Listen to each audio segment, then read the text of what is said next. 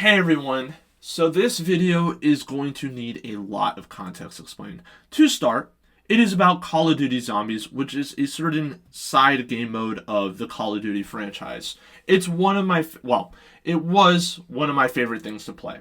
I started off with Black Ops, which was released in 2010. I was a lot younger back then, thoroughly enjoyed it. And with Black Ops 2 and Black Ops 3, that enjoyment was solidified. Mob of the Dead, which came out with Black Ops 2, just blew me away. I was so hooked on the franchise. Pull me back! Pull me back! You couldn't do it. I enjoyed it so much. It was so much fun. And, playing the games back then, back in 2010, 2011, 2012, and, Black Ops 3, which was, 2015, 2016, I always had, my opinions of the franchise, but I was a lot younger back then, didn't really know how to communicate it. And now, with today, I thankfully have the equipment and, the editing program to be able to do that. But with this video, the time between this video, because when I last worked on this was, I think a few months ago, but it started because, so Black Ops 6 is the current game now. Reckoning has just released, I think about like a week ago. But at the time of this video, Citadel Day More has released, and the next big exploit not exploit, I would consider it a mechanic, but it was a little bit cheese. However you want to argue it, is the Lion Brooches step, where you activated that part of the quest, and the end of that step is a soul box quest where a bunch of zombies would spawn in the room, and then you had to kill them all to charge a certain artifact. But if you left the room, the zombies would just continuously spawn, so you would get an endless amount of zombies heading to your location. And it made that map so much fun because it complemented Black Ops 6 arcadey chaos style very well. And it was really disappointing to see. I know why the developers patched it, because they didn't want people cheesing the camo grind, because that means players would spend less hours, and less hours means less of a chance for the said player to purchase microtransactions and stuff. And it's like, once they get the camo, maybe they quit the game, they stop playing the game. So I completely understand why the developers had to patch it, but it really was one of those instances where you just wish the company would be cool with it, because it made that map specifically so much fun. It was just an endless amount of zombies. You had the swords, which were the wonder weapons of the map as well, and you would just have a consistent way to charge their special abilities. And I was with two other friends in one game. We got to around 46, 50 in 45 minutes to an hour. It was insane. I don't know if we had the Ravager or Rampager, thing activated or whatever, but we were using our swords. We were clearing all of those rounds, and in really quick times as well. So it was so much fun. And then they patch it, and it's like, does Activision, or do Treyarch and Activision even really understand what their players want in the end? Do they even understand what's going on with zombies? And for Black Ops 6, it ends up being really mixed, because they have a few good maps with Citadel Day More and Shattered Veil, which are probably the two best maps. Terminus was really good as well. Actually, don't get me wrong, Terminus was good, but I would say Citadel Day More and Shattered Veil kind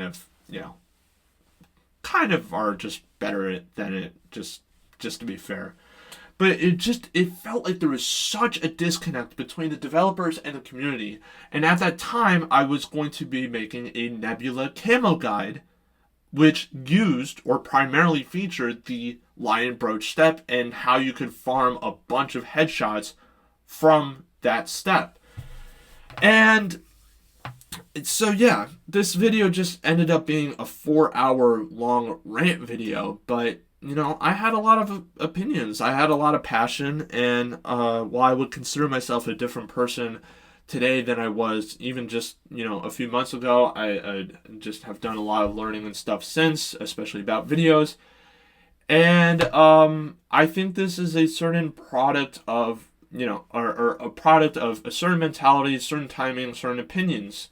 because Black Ops 6 hadn't been fully realized yet. So I'm very nervous trying to do this because this is a project that has been, I've kind of poured my heart out into this one. And while it won't make sense at all because so much media was lost, as I might have mentioned before, the original media, so just the gameplays alone, like I was recording 30-minute to 1 hour batches, and I recorded this for almost every map that I could. But I couldn't record the old map gameplays. Like, I couldn't record World at War 2 Black Ops 2 because that's on older consoles, and I don't have the means to record videos like that. Like, I don't have an Elgato or whatever. So yeah, this video wasn't ever really going to work, unfortunately. I don't know why I spent so much time on it, but I was really passionate about that. I really want to see zombies succeed like that, but it seems like they're just drifting away from what the identity once was and what made this mode so special. And I really just kind of wanted to cover almost with every single map, just what made this franchise so special and what each map did differently or what each map did to strengthen said foundation. Like from Nacht der Untoten, which introduced barriers, but also the concept of choice, the concept of consequence, pros and cons with each decision, using barriers to either control the chaos or leaving barriers open to farm points more quickly, how it complemented different playstyles, all that kind of stuff. And unfortunately, while a lot of media was kind of lost during this process, I think the video mainly remains intact enough for some logical argument to be presented. But as I said before, I don't want this video essay to be convincing or sell a certain side. I want it to be a discussion video where it's one person that's making just basically a giant speech, if that makes any sense. And I probably wouldn't have edited this video the same way as I have today, but that's progress, that's improvement, that's thinking about the content you're producing. So I really am kind of, I wouldn't say proud, but I consider it an important checkpoint in how I've progressed with it's not a YouTube career because it's not a job. This is all a hobby. But, even with hobbies, you kind of have to checkpoint and benchmark where you are from time to time. And, this video is of personal importance to me in that regard because I spent months. This is now almost a year technically in the making because I'm recording this piece of commentary so much or a lot longer later something. Sorry, I'm really nervous. I know I said my commentary's improved, but to rant for 8 minutes about a video that you haven't worked on in months, it's a little difficult. But the context is I'm very passionate about this franchise. I really want to see it improve. I don't think the developers, especially the publisher, you have a publisher that's trying to squeeze the consumers for every single bit of money. You have a developer or development team where you have a lot of veterans that include their voice, but then also you have a bunch of developers who are just trying to get through the ranks, trying to get through their job, and you have a disconnect in that, and the overall quality of the zombies experience, gets changed because of that. I mean, even with Black Ops 6, there's still a lot of positives and stuff. There's a lot of Warzone-ification as well, which I won't cover because I don't get to Black Ops 6 in this point. I only get to the end of Black Ops 3 minus Revelations, so unfortunately, I don't get to talk about that, but that's kind of how I feel with everything. Black Ops 6, I would say, is a solid experience, but it kind of really just, where did we go wrong since Black Ops 3? Because I think for most players, they would say that Black Ops 3 was their favorite rendition of the series. Like, the maps are great, but it gets to a point in time where you replay those maps so much that they become stale and you need new content.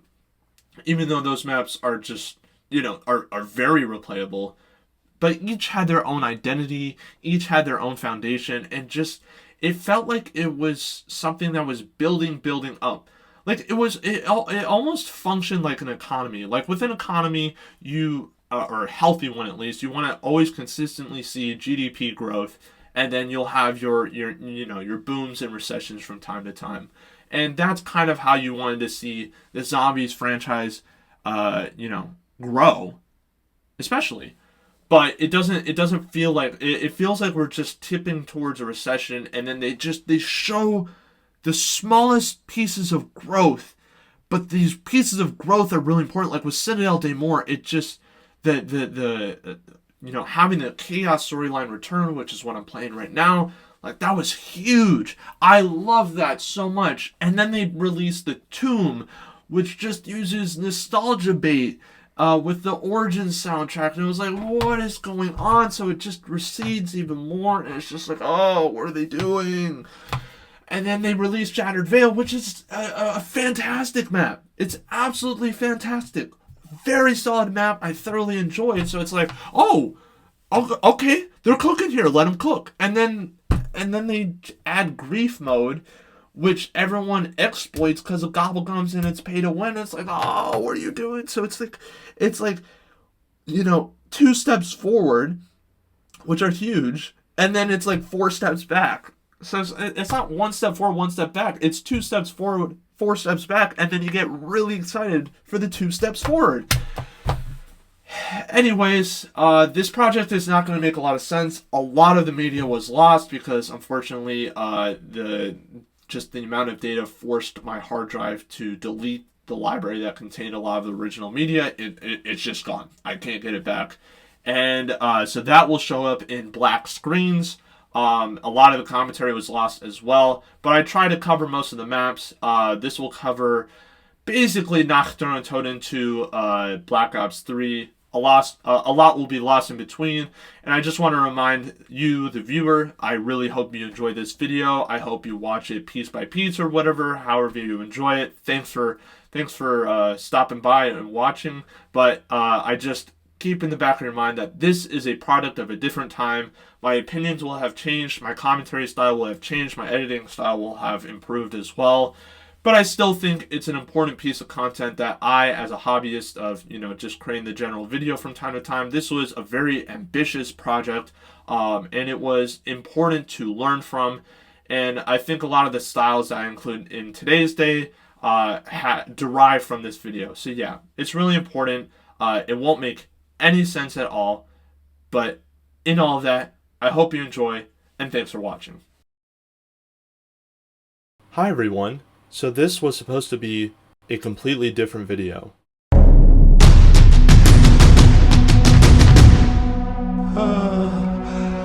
I know who you are and why you are here.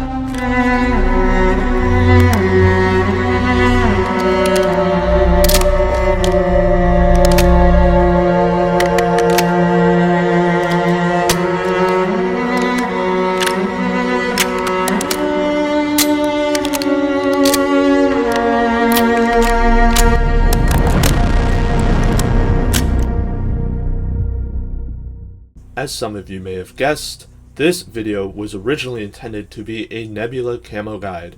The Nebula camo is a weapon skin that can be awarded by completing a series of challenges for a number of weapons within Call of Duty Black Ops 6 Zombies. It is very time intensive, taking easily over 100 to 150 hours to complete. With this guide and the combination of strategies within, I was hoping to have the maximum time required so that the most time you would spend would be 60 hours instead of 150. One of the set of challenges is to obtain 2,000 headshots per bullet weapon within the game, and it's Call of Duty, so there's a lot of bullet weapons. But you would place an incantation ritual piece, also known as the Paladin's Brooch, and then you would leave the room, allowing an unlimited amount of zombies to spawn, basically allowing for easy farming of headshots, and it was a great way to obtain XP and establish a defined loadout by round 17. Unfortunately though, this method has since been patched. I tested it myself, it no longer works, and it easily kills any time that would have been saved originally by using this method. And it has me wondering, because this now prevents basically any employed person playing the game from completing these set of challenges. Like 60 hours is doable. It's not preferred, but it's doable. But now the challenges will easily once again take 100 to 150 hours plus. And if you only have an hour to 2 hours a week to play the game, you're not going to be dedicating that time to completing these challenges. And by not completing these challenges, you're not playing the game. So it's just got me thinking, like, what is going on in these developers' heads? And, as a zombies veteran myself, like, what is going on? So now, I'm going to take this video to dog on these absolute no fun police nerds currently making this game. Kidding. But with the release of The Tomb for Season 2, and with it coming to mixed reviews, I find myself it's slightly more lackluster than Citadel Daymore. It does seem that every possible instance where the player can make their own fun is punished in Call of Duty Black Ops 6. And it's now coming to a modern version of the Prometheus tale from Greek mythology. But I think a telling of this tale, and the position the zombies community finds itself in, requires that I start from the very beginning.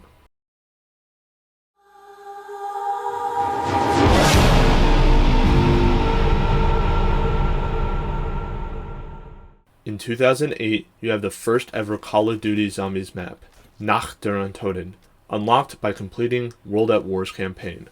But there might be a few people that see this that are asking what even is a Call of Duty zombie, so maybe I should explain the basics first. Zombies is a player versus enemy game mode where you, a soldier, or with your friends, a team of soldiers, go up against the undead. You usually start off the game armed with a pistol that does low damage against the zombies and is also relatively low in ammo. Zombies advance in rounds. With each round, a certain number of zombies will spawn, and once completed, the next round will spawn a larger number of zombies. In addition, they will have increased health. Though they spawn in low numbers in the early rounds, this means that your little starting pistol and knife quickly become non-viable, forcing you to explore the map in search of better resources to arm yourself against the undead. Purchases, like the wall weapons shown before, or doors as shown now, are made using points, or essence. Essence is earned primarily through killing zombies, and the way you kill the zombie matters. Every bullet that connects with the zombie earns you 10 points. Standard kills, like chest shots, earn you 60 points. Headshots will earn you 100 points. And lastly, the most difficult kill to obtain, the melee kill, earns you 130 points.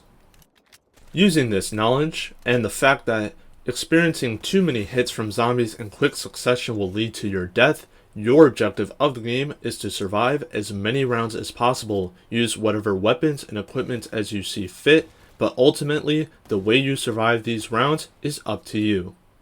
Returning to the question at hand, what made this bare bones, basically primal experience so much fun?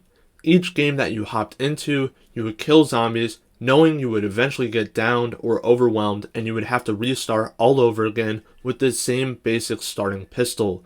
Most people would hate that loss of progress, yet zombies basically became an instant classic. So what made it so much fun? And I believe one of the key elements is choices, or the trade-offs within those choices that you can make in any given game.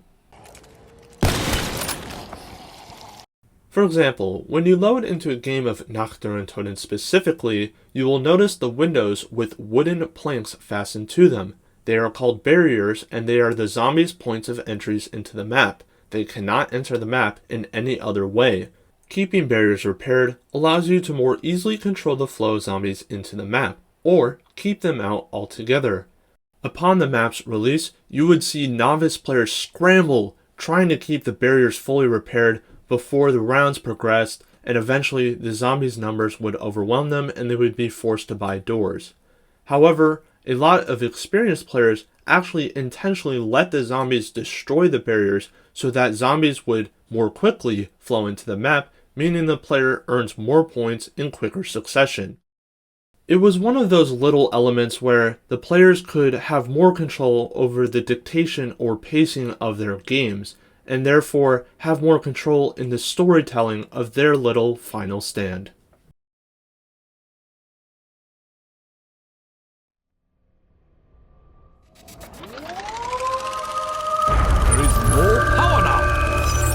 as there never was.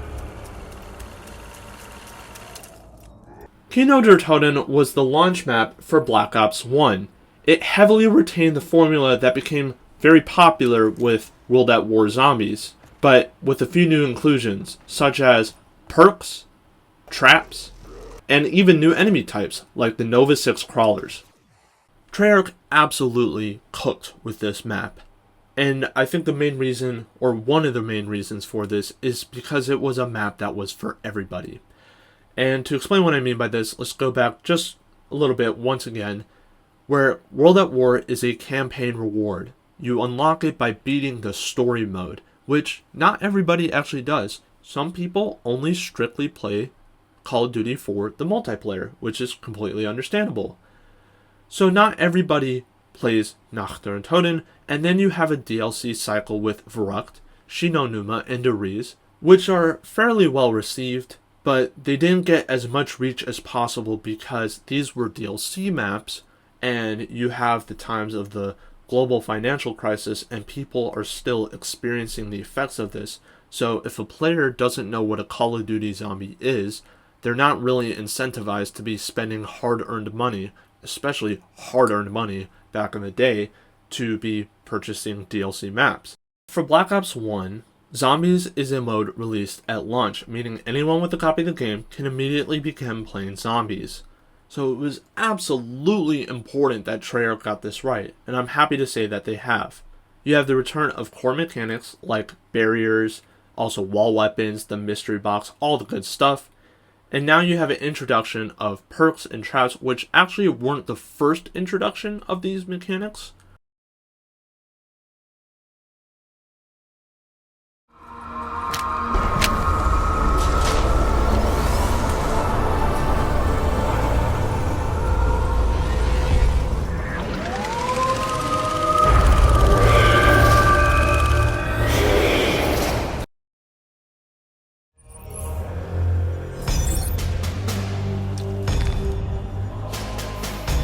Main power offline.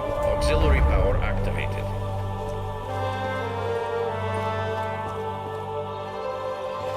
Must give light to this dark, dead place. Please, help me. She's coming. The mechanism must be repaired. And then you have Ascension, which follows Verrückt in its tracks of being a DLC map portrayed or advertised as an original experience that reuses a lot of assets. The level design is taken from both campaign and multiplayer. The scientist zombies are taken from campaign. The Spetsnaz zombies are taken from campaign and multiplayer. Like already right there, you have a huge part of the zombies experience that are just technically reused assets. So why was it okay back then versus today, where any reusing of assets is basically criticized to death? And the problem is the foundational trust between the player base and the developers. You have a broken community. Players do not trust that Treyarch are trying to create an original experience. Players do not trust that Treyarch have every detail in consideration as possible to generate basically a foundational map. There's no belief in the innovation anymore. And a lot of this is very inherent in the character of a map. Ascension has the PhD flopper staircase, where players would just buy the perk, let the zombies hoard up at the bottom of the staircase by the lunar landing pad, and just flop onto it for points. And it was just an instant amount of fun. You have the Easter egg song, Abracadabra, which was absolutely beloved by players. And then you technically even have the first Easter egg introduced in Ascension.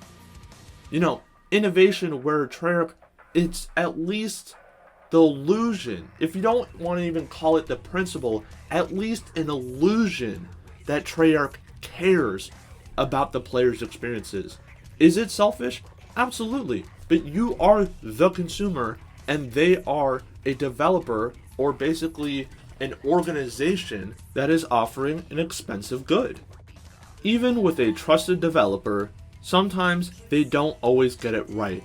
but the trust that you have between the community, between the developers and the players, determines basically the perception or the criticism that you are going to receive. And the example for this is the special enemy round, or otherwise known as the Vermin round, the Soviet Monkeys. And with the game mode, there's a few key mechanics that I would expect any player to follow. You always want to be on the move, you always want to be watching your back, and then there's also the topic of resource management. And in this game mode, it is essentially whenever you have enough points to buy something, that purchase is now yours. Even if you decide to switch it up later, it is basically expected that you get to retain use of what you purchase. And the problem with the Soviet Monkeys is that it contradicts basically everything against these key mechanics. What they do is that they'll not go after you, as is traditional in zombies. They go after your perks. Now, perks become really useful, especially in the later rounds. And basically, it forces you to prioritize in camp to save your perks. So not only are you not moving, not only are you not watching your back, you have to just sit there and wait and prioritize perks when it's kind of unfair that you're to be losing them in the first place. You do not get to keep your transaction. It's an unfair punishment, and it goes against the mechanics. That is why the Soviet Monkeys do not work, and whenever I play Ascension, there's always just it's bittersweet because I don't want to go up against them. They're an annoying enemy that don't reward me for killing them.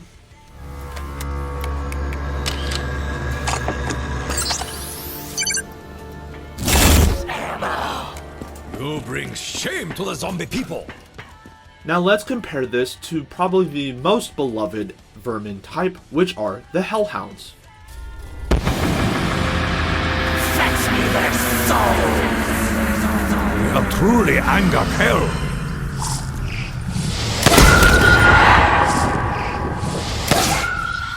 As you could already get a brief glimpse of, they are terrifying, which absolutely adds to both the atmosphere and character of a map. But why do they work? Well, because they follow all the mechanics. They are the glass cannon enemy type. They have greatly reduced health, but they are very quick, very aggressive, and if you are not careful, will overwhelm you and nail your ass. But why do they work, whereas the Soviet Monkeys maybe not so much? Well, it's because the Hellhounds, reward the player for accomplishing the intended mechanics of the game. They are quick enemies, meaning you have to be on the move constantly, unless you are very competent and can camp it out, but for most players, you will have to be on the move, and most likely sprinting because the Hellhounds are very, very quick. And even though they have designated spawn points, most players will not have these memorized, meaning you will have to watch your back as well. You have threats coming at you from all sides. And then, at the end, once you have completed the round, you are rewarded with a max ammo. Not only do you get to keep all your resources and transactions, but you are rewarded as basically a checkpoint or kind of rite of passage that you successfully completed the round.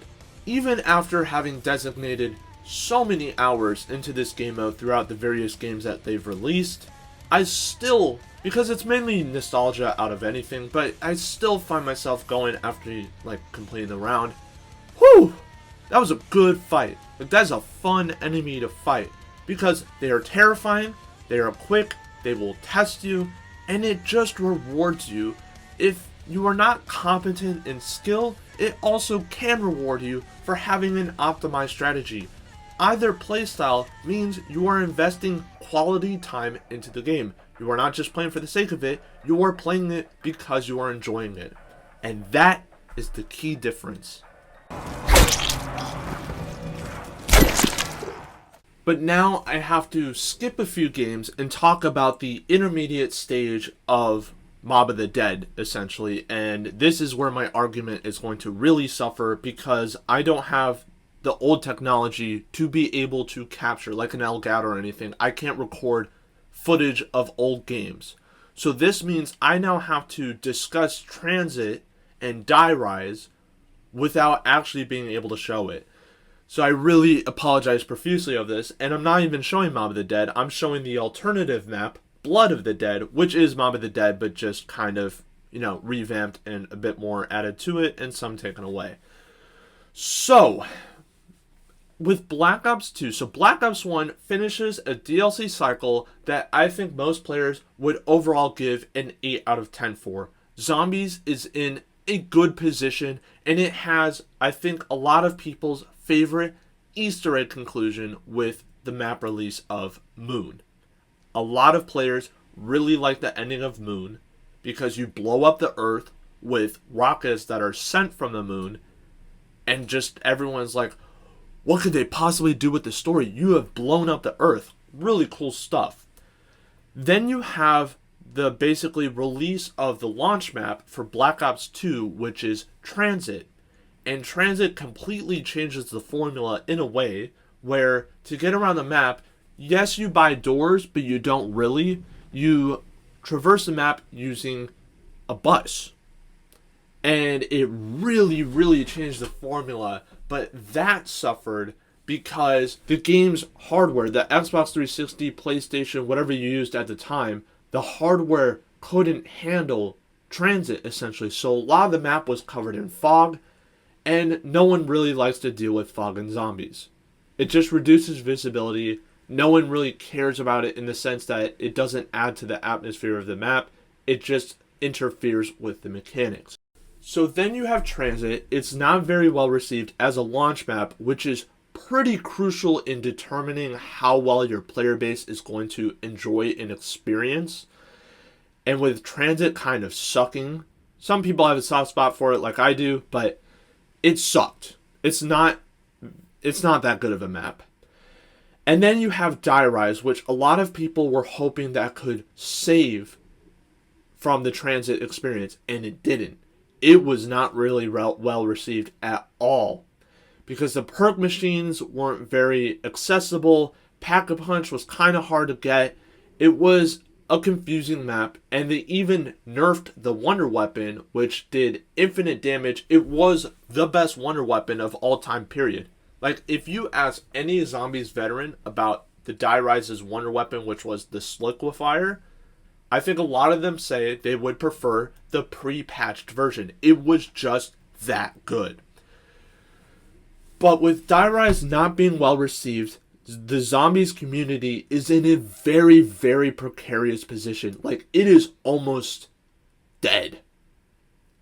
Ironically, when you're fighting the undead, there's no undead part of this community. It is almost at its grave. It needed a savior. It was, I cannot begin to tell you how bad of a position the community was in. YouTubers were leaving. Everyone was complaining.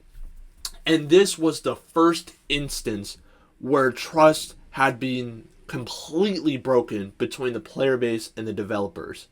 Like, what are you doing to our game, essentially? The formula is not working. You are not retaining the old formula, and your innovation sucks. That was where the trust was. So you needed to introduce a new name, and Treyarch did so with Jason Blundell. Now, Jason Blundell, with his leadership and his team, managed to produce the Hail Mary that is Mob of the Dead. And I cannot begin to tell you how much of an unlikely masterpiece this was. They are crunched against the clock. They have to scrounge for basically a new experience. It was just an absolute nightmare from them. And they're going up against a community that basically hates anything to do with zombies at this point. And once again, they changed the formula because you have not only the original cast that basically existed during Black Ops 1 and World at War, it is a celebrity cast. And they somehow come out of this beloved as well. but you have basically an entirely new map. It is very tight in its corridors and its layout. It is Alcatraz. They basically reimagine Alcatraz as a zombies map. And it's really cool because, so with this map, basically the difference between Kino der Toten is Kino der Toten, you have an optimized strategy. Most people go through the right side of doors to get to power. They'll buy like the MP40 and they'll work their way to power and the teleporter. With Mob of the Dead, Pack-a-Punch works differently and the power works differently. You are given Afterlife mode, which you go to certain boxes located around the map that essentially kill you in a way and turn you into a ghost-like state. And in this ghost-like state, you go around accessing parts of the map you wouldn't be originally able to do. So in this way, this provides another incentive to explore the map. By changing the formula, they also created new ways for you to appreciate the mechanics of the game and basically the play style the developers intended for you, while still appreciating the sandbox element of zombies. Afterlife, you don't turn on power per se, but you gain access to hidden parts of the map and you interact with like key elements of the map so that you are able to then access it as the character that you are. Pack-a-Punch, you have to collect plane parts or fuel canisters from locations that exist throughout the entirety of the map. With World at War and Black Ops 1's maps, it was competency versus optimization. Any competent player could just simply earn their points and sandbox their way towards a great experience.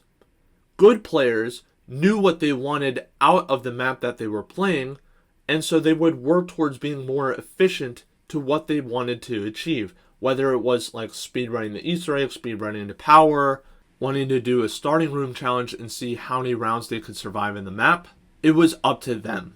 Now, with Mob of the Dead and ever since, you have a combination of these two elements. Not only are you expected to get better, because Mob of the Dead is actually a tough map. And I would argue it is actually one of, if not the greatest skill gap maps, like learning curves almost, in Zombies history. Like, it is a tough map. Any noob player will get demolished because of the tight corridors. But any good player can absolutely master this map. Easy round 40s, which I would say is a pretty terrific accomplishment, especially if you're playing Mob of the Dead on Black Ops 2. So, with Afterlife, for example. Now, there's a few key points that I missed out. Afterlife also worked because it replaced Quick Revive. With World at War, Quick Revive was pretty much a useless perk if you were playing solo because it only revived your teammates quicker. So, if you have no teammates, then it's useless. Black Ops 1 changed that, where Quick Revive is now treated as extra lives. If you go down with Quick Revive equipped, the game will revive you, and you only get so many uses of it.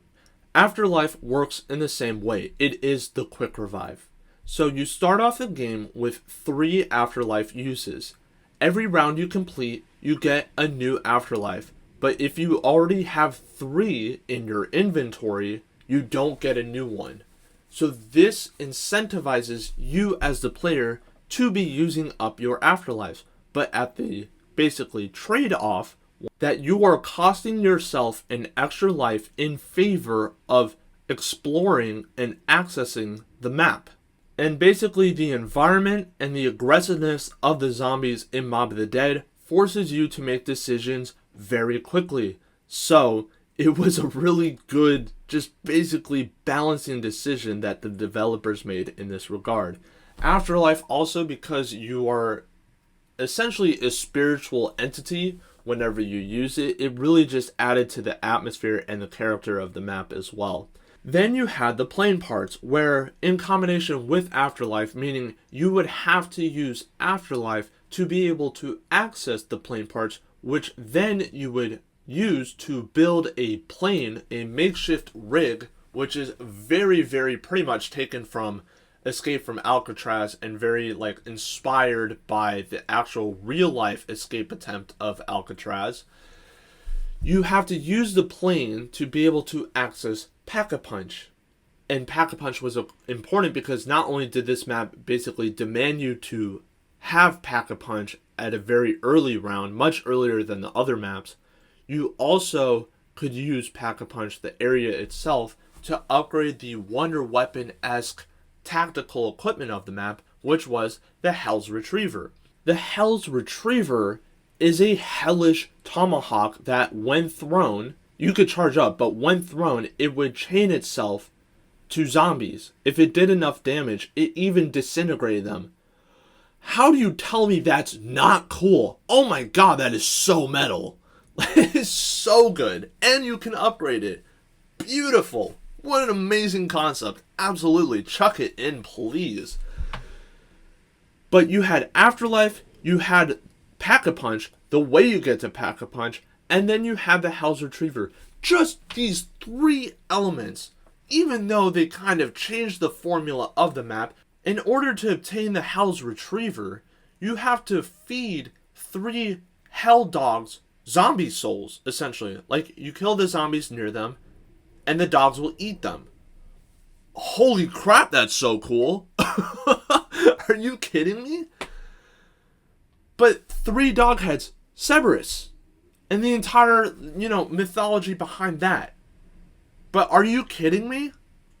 Like, for a map that was so crunched, and I already just told you 3 of the best elements from it, but even what I'm telling you right now as an intermediate stage, so much love and care was put behind the map.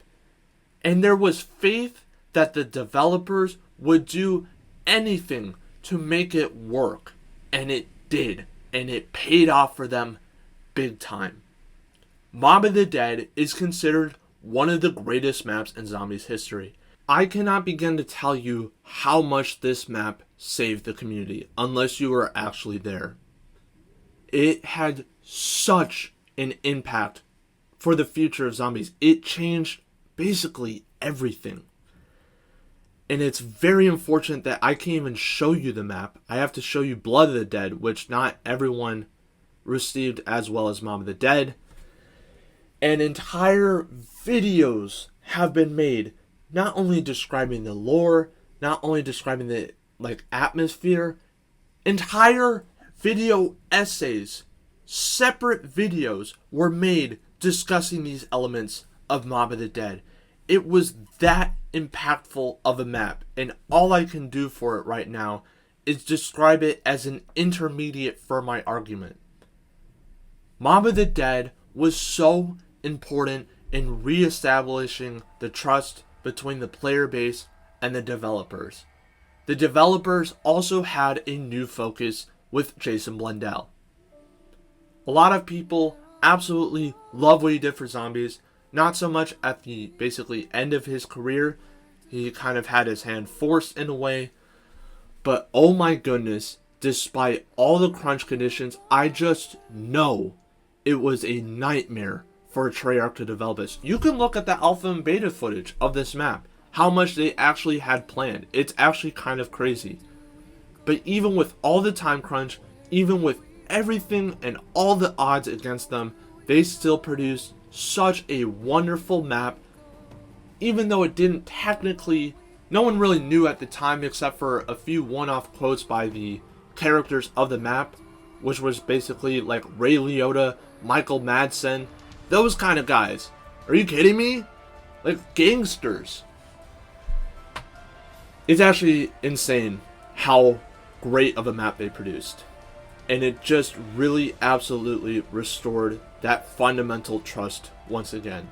It was once again a map that irreversibly changed the formula in the sense of sandbox versus optimization.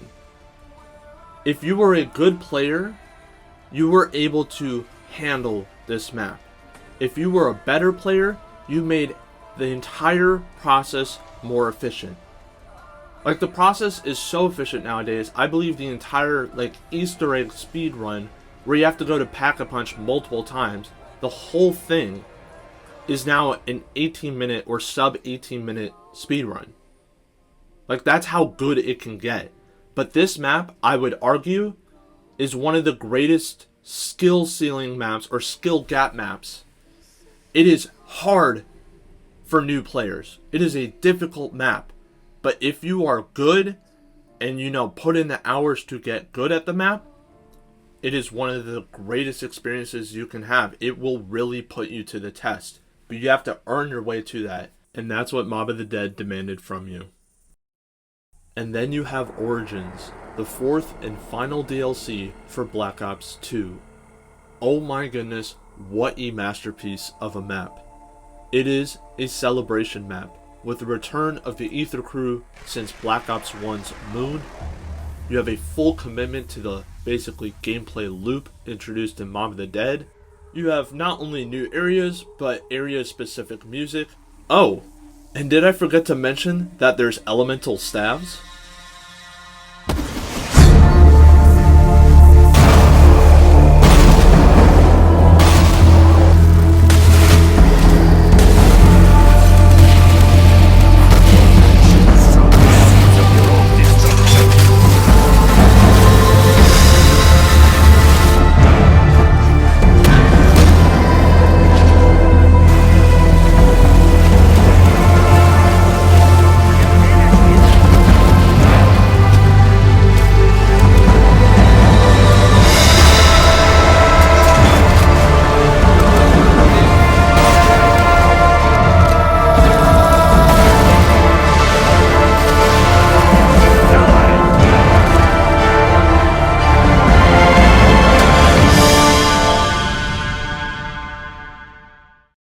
Well, we've come a long way since Nocturne, haven't we? The good old stay in one place, 3 doors, maybe occasional mystery box along the way.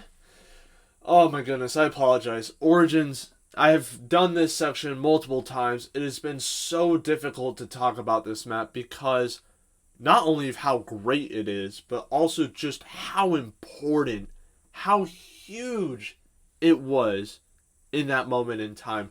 Even the release, the hype around it, oh my goodness, and no one knew what they were talking about trying to provide theories on this map. It was such a blast. But you have to start somewhere, and I think where I'm going to start is you have DLC 3 with Buried, which is a different set of characters with the Victus storyline. Now, you don't need to know about that too much if you don't know about Call of Duty Zombies, except that the Victus storyline was connected to the original crew. The crew that everyone cares about is the Ether storyline, which is, as I mentioned before, or may have, I don't remember, Dempsey, Nikolai, Takeo, and Richtofen. So those guys were throughout Black Ops 1. They were introduced in World at War, but they really got their footing in Black Ops 1. Now, in Black Ops 2, you have a set of maps. You actually have 4 maps now with no presence at all from them. And now you have Origins, which is actually technically a prequel to everything that had happened before. There's a lot of time travel. It gets very confusing very quickly, but now, with Origins, you have the younger selves, and you're in a position, story-wise, to potentially reboot, foreshadowing, kind of what's told and what's happening. But in a way, they still adhere to the time traveling and stuff, but it really was just a new position, yet it was a celebration map that was rightfully earned. Now, I recognize that it's a little bit ironic to label Origins as a celebration map because it was the map that marked the full send, essentially, for the games to come. It changed the Zombies formula. I argued for the better, but with Celebration, you're usually remembering something in the past.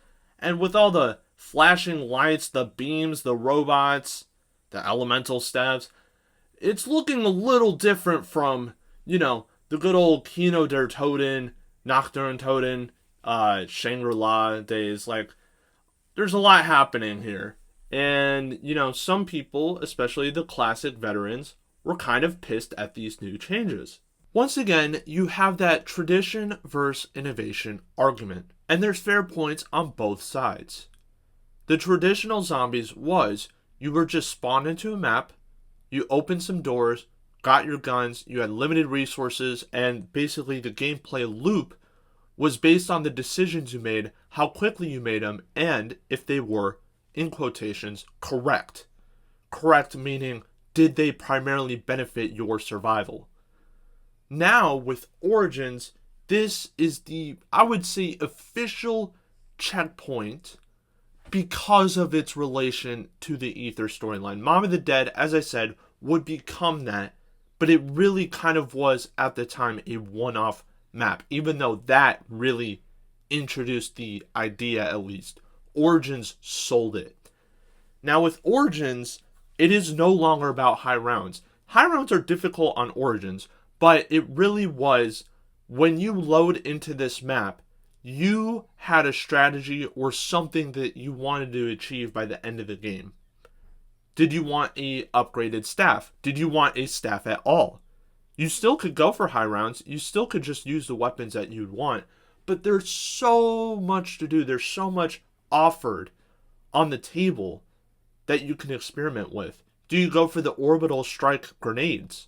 You had to pick up a tablet, carry it over to the church, cleanse it with melee kills, then traverse the map back to where you first picked it up in a certain way, get some more melee kills, and there you have it. But the method to obtain melee kills, because your knife only lasts one round technically, so either you would have to find a weapon that could quickly help you to achieve melee kills, or you needed something that would get melee kills for that round. Either an upgraded staff or the super punch, I forgot what it was called, the super punch from completing the soul box chests. But that would take a person, an average player, an entire game to do. Remember, most games last on average about 30 minutes to an hour. I would say even 20 sometimes, depending on, the amount of time people have to play. Some people only have an hour a week to play video games. You think they're going to spend that hour just trying to figure out the entirety or trying to survive high rounds, do everything? Hell no. They're going to do one thing that works for them, enjoy that, like get an upgraded staff, and just play the game that way. But that's what Origins had to offer, is you got to decide which of those quests that you were going to do. And I think that's where Origins really kicked it in innovation-wise. Because, innovation, it's a necessary thing in order for an organization to survive. You have to do it. The extent of it, however, is determined by the subject-specific matter, meaning that depending on what organization you're talking about, the rate at which you innovate is dependent. So for Call of Duty, you kind of have to innovate a lot because you release a game annually, and if you just release the same game over and never mind. A critical aspect of innovation is acceptance. People historically have always been reluctant and or resistant to change, because change is the rate at which you discover the unknown, whether it's about yourself or an aspect of society. And innovation, inherent in its definition, invokes change. Well, what does change do? Change challenges security. As humans, we favor security because it involves perpetuance. Having a foundation of something that works means when more people understand that system, a greater group can carry that idea forwards. And if it works, don't fix it. No sin goes unpunished. Now, this is quite a reductive description, but innovation is only as good as the source it comes from. We're not discovering the wheel or fire or studying the effects of formaldehyde on plants for future space exploration.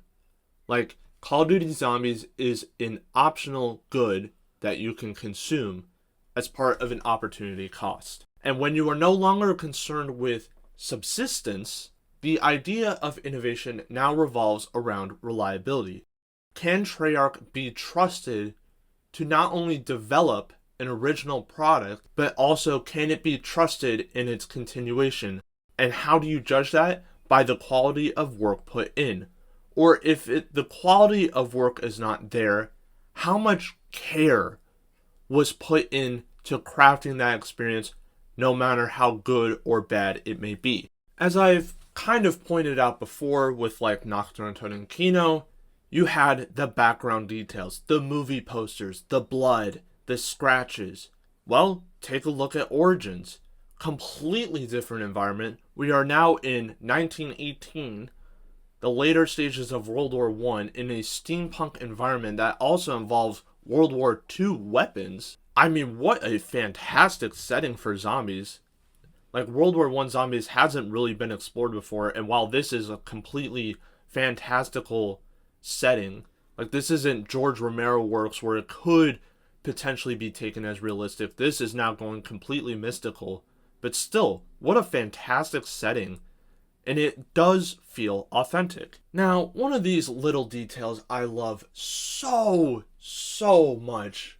And even though it was, once again, an idea introduced in like Mob of the Dead, for example, Origins sold it so much. And that was area-specific music.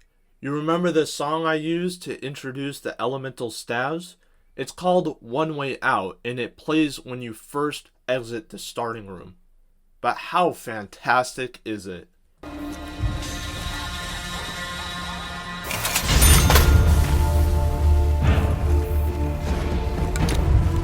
A mound. It's where you first saw them?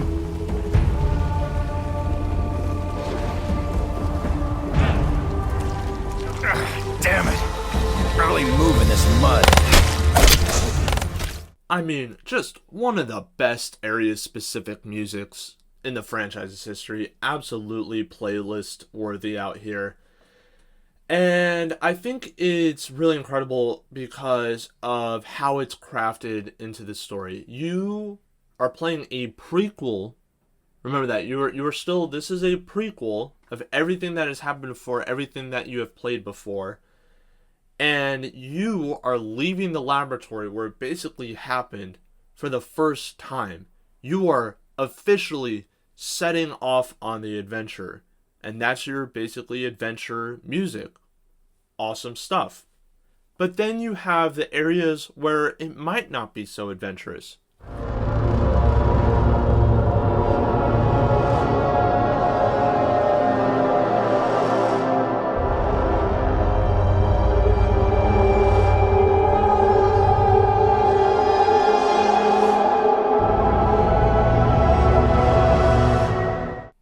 The music that would sometimes play when you activated a generator.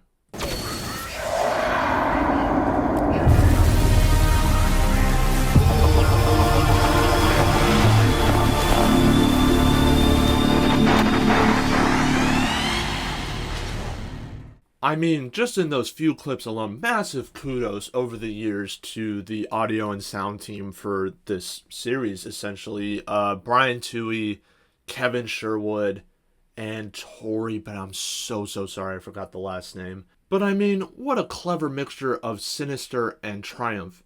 Because you feel like you're challenging the unknown. You feel like you shouldn't be here doing all of this. Like, this threat wasn't meant to be tampered with.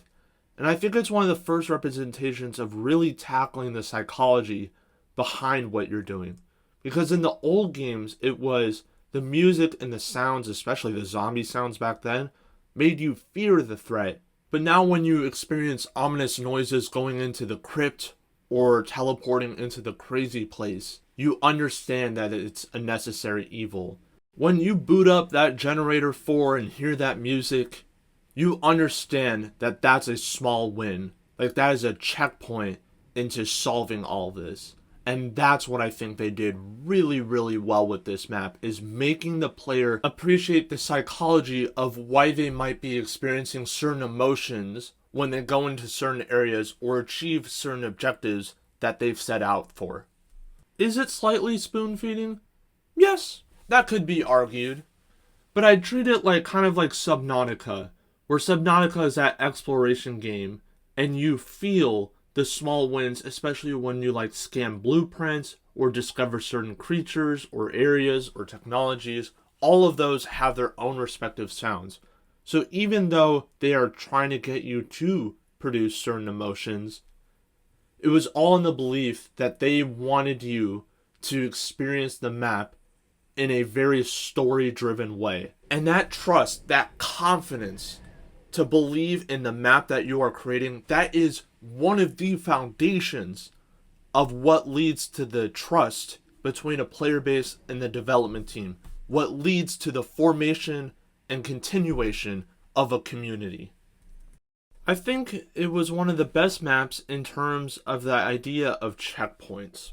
Because with zombies, you've never really kind of had that before. You sort of had it in like Kino der Toten, where if you open up a part of the map, like after you turn on power, you would then get the Nova 6 crawlers. But with Origins, every part of the gameplay balancing, at least, was thinking about what possible decisions might the player make and how do we test them to make sure that they're ready in the objective that they want to achieve. One of the more well-known examples of this, and one that I personally enjoyed, was the mini-boss enemy for this map, which was the Panzer Soldat. He would always make his first appearance on round 8, so you had to be prepared for him by then.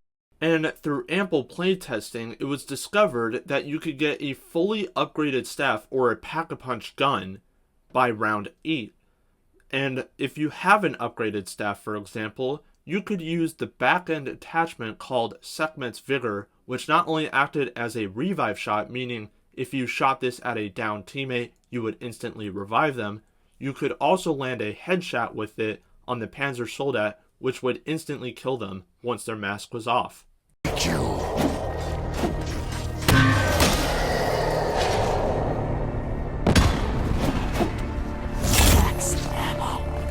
I mean, aside from the fact that that dude just got absolutely posterized, he was a really good enemy type because he represented the old gameplay mechanics.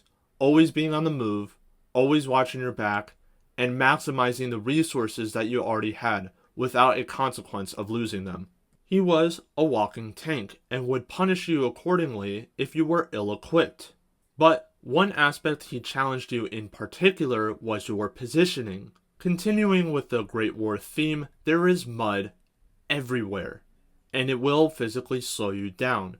So by the time he comes, you would want to find yourself in a position on the map that doesn't have mud anywhere nearby. Otherwise, if you ain't ready for the fight, he will grapple you, and he has a flamethrower that will burn you. He will take you down. The robots will march the face of the earth. I treat him as if I were planning on swimming in the ocean. I would plan for it accordingly, and knowing the ocean and its ability to quickly mess up my day in terms of its currents and behavior, it's basically the same principles. But what made him an engaging enemy to fight compared to some of the mini-bosses that we have today with Black Ops 6? One of the biggest concerns back in the day was his grapple mechanic, and grappling by definition is a punishing mechanic because it is punishing the player in the theory that they have poor positioning and movement. What they did in Origins to counter this was if he did grapple you, he would reel you in slowly, and there was a flashing red light on his arm that if you shot would make him let you go. Did this make him easier to fight? Yes, it did, but I do not think that's inherently a bad thing. Because with a grappling mechanic, as I mentioned before, it is a punishing mechanic. And when you are forcing a player to be on the receiving end of any unfavorable action, the main focus should be what are they learning from this? Even in the most simplistic games like Galaga and Mario, like in Galaga, if an enemy alien ship hits you with a projectile, That's poor movement and positioning on your part, and you are incentivized to make better decisions earlier on. That's the fun gameplay loop that they've created. In Mario, a very similar principle. If you fall off a ledge, that's bad movement or jumping on your behalf. And if you bump into an enemy or an enemy throws a projectile onto you, I'm excluding Mario Kart, but for the platformer Mario, that is also bad decisions on your part, and you can learn from that. I really appreciate that they made the Panzer Soldat a wake-up call enemy because, first off, he announces his presence with a glaring alarm. Like, you cannot miss it. He will let you know that he's arriving onto the battlefield. And then also, if he does grapple you, you are rewarded for being a good shot if you are able to aim your weapon and fire at that glowing red light. I mean, Call of Duty, aiming weapons, especially firearms, and shooting them accurately is a very, very important part of the game. So, an amazing thing to include as basically a training-esque mini-boss is to reward players for being good shots. It's just good enemy design. I know what you mean, awesome. While this may well speed up my life, I can only hope that it does not also hasten my demise. However, not everybody enjoyed him, and there were some arguments made that his presence detracted from the classic Zombies experience too much. And I do understand this to an extent, but I think it fails to consider two very important questions. One of them being, what does the gameplay look like if he is not included? And I think the answer is a lot of players would be getting away with mistakes that I argue they should be punished for. Because if you don't have him in the game, players can just farm points in the early rounds, especially after turning on the generator and getting the double points. Because you could go in the trenches, you have shotguns, you also have the mystery box. It removes a key element of Zombies, especially the classic Zombies experience of forcing your hand to make key decisions, especially in the early rounds. Those early rounds are crucial for managing your economy, but also with what you have, the hand that you are given, what decisions are you making to achieve your certain objectives by the end of the game. So then you could potentially have players rocking up to the mound or the excavation site, one of the most dangerous territories on the map, with a pistol and a submachine gun, wondering why they keep getting creamed each game because their loadout is absolutely garbage. So then this raises the question of, why wouldn't a player under these conditions just simply open up the map early? Be aggressive, get a head start, and you have the core of the map, and then you can spread out from there. And to that I say, you are now directly challenging the ethos of the game, of personal playstyle versus forced strategy. The game's piquancy derives from the fact that you are able to create your own story based on the restrictions, not something that you are compelled to do. And that is what has to remain for the core of any given Zombies map. Whether you decide to play the game for what it is, like going for as many rounds as possible, or specifically challenging yourself, like acquiring a specific set of perks, or acquiring all perks within the map in a specific manner, like the Rainbow Challenge. It is, and it always should be, up to you. Ultimately, this enemy also serves as an important bridge between the skill levels, because novice players will likely only have bullet weapons to be able to take him down, whereas a good player will decimate him with upgraded staves. And being able to basically tackle this fight however you'd like contributes to the enjoyment factor massively. Would you like to stretch it out using bullet weapons? Like here, I'm intentionally placing myself in a handicap situation using weakish bullet weapons. Instead of, I could just get a staff around 8, shoot that at him, and he would not enjoy that. But the ability to learn his behavior and deal with him in different ways comes from tacit knowledge developed by playing the map over and over again. I argue if the Panzer was not included in the map, novice players would keep making mistakes in the low rounds that would go unanswered, and then so if they develop into the core of the map and lose their life, they won't be able to understand why this is the case. And then no, you are not required to obtain a staff. You are not required to unlock Pack-a-Punch. But good players who will play this map enough times to appreciate all for what it is will likely just do this anyways, because in all those times that they play this map, they'll just probably want to find the most efficient way to handle the Panzer. How do you do that? You just blast them to death with the staves. but there's no real incentive to deviate from that playstyle either. Why use many bullets when one staff blast does trick?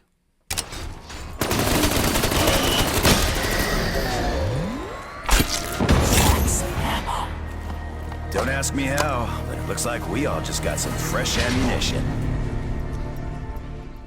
Then your second question considers the extent of effective implementation, meaning at a basic level, is it believed that there was a high level of thought and care, but also intention when the development team were introducing this new enemy type into the map?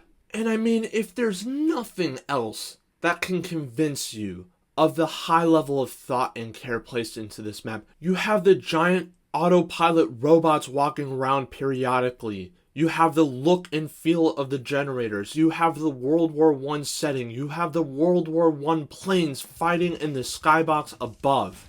You have the mud. You have the area-specific music. You have the round stingers. You have the steampunk theme to it. You have the Pack-a-Punch machine. You have the Element 115 Pack-a-Punch camo. I mean, already those things. I don't know what else will convince you. You have the Crazy Place. You have the Elemental Staves, which can be upgraded and each have their own incredible sound design. You have your first Easter egg where the reward is a rendered cutscene, which has never been done before. And speaking of that, all of these are original ideas. We have never seen anything of the like in any Zombies map prior. I mean, provided with enough funding, if that does not serve as enough evidence to demonstrate the level of love, thought, and care placed, I don't know what will. But I will still analyze the Panzer Soldat as an enemy himself. But oh my goodness, if that does not convince anybody, I really don't know what will.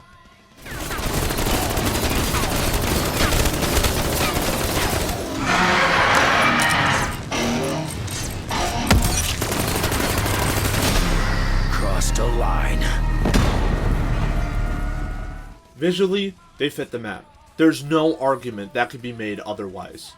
And it's very apparent that they take a lot of inspiration from the Big Daddy enemies of BioShock, which in its own right is an incredible game. Everyone should play it at least once, especially for the story, if you're not too much of the gamer. And then attack-wise, they have the flamethrower, they have the grapple, they sometimes grapple you, then flamethrower you, they can hit you. If you damage them enough, they might get a little like rage speed boost and close in on your position. So really, gameplay-wise, they challenge your positioning, so not only will they try and get close to you, you have to keep your distance, but the way you keep your distance matters. So you have to choose the locations in which you fight them. You always want to be on terrain which maximizes your speed. You want to avoid the mud. All in all, they challenge your understanding of the map, they challenge your understanding of the weapons, and knowing that you can tackle this enemy in different ways, you can employ different strategies even mid-game. So maybe round 8 you fight him with bullet weapons, and then by, let's say, like round 20-ish or whatever he spawns around then, you hit him with an upgraded staff. So in addition to the mechanics like the Hellhounds provided, where you have to always be on the move, always be checking your back, and managing your resources, now you have a tankier enemy that, once you've demonstrated and applied this knowledge, you can basically toy with him.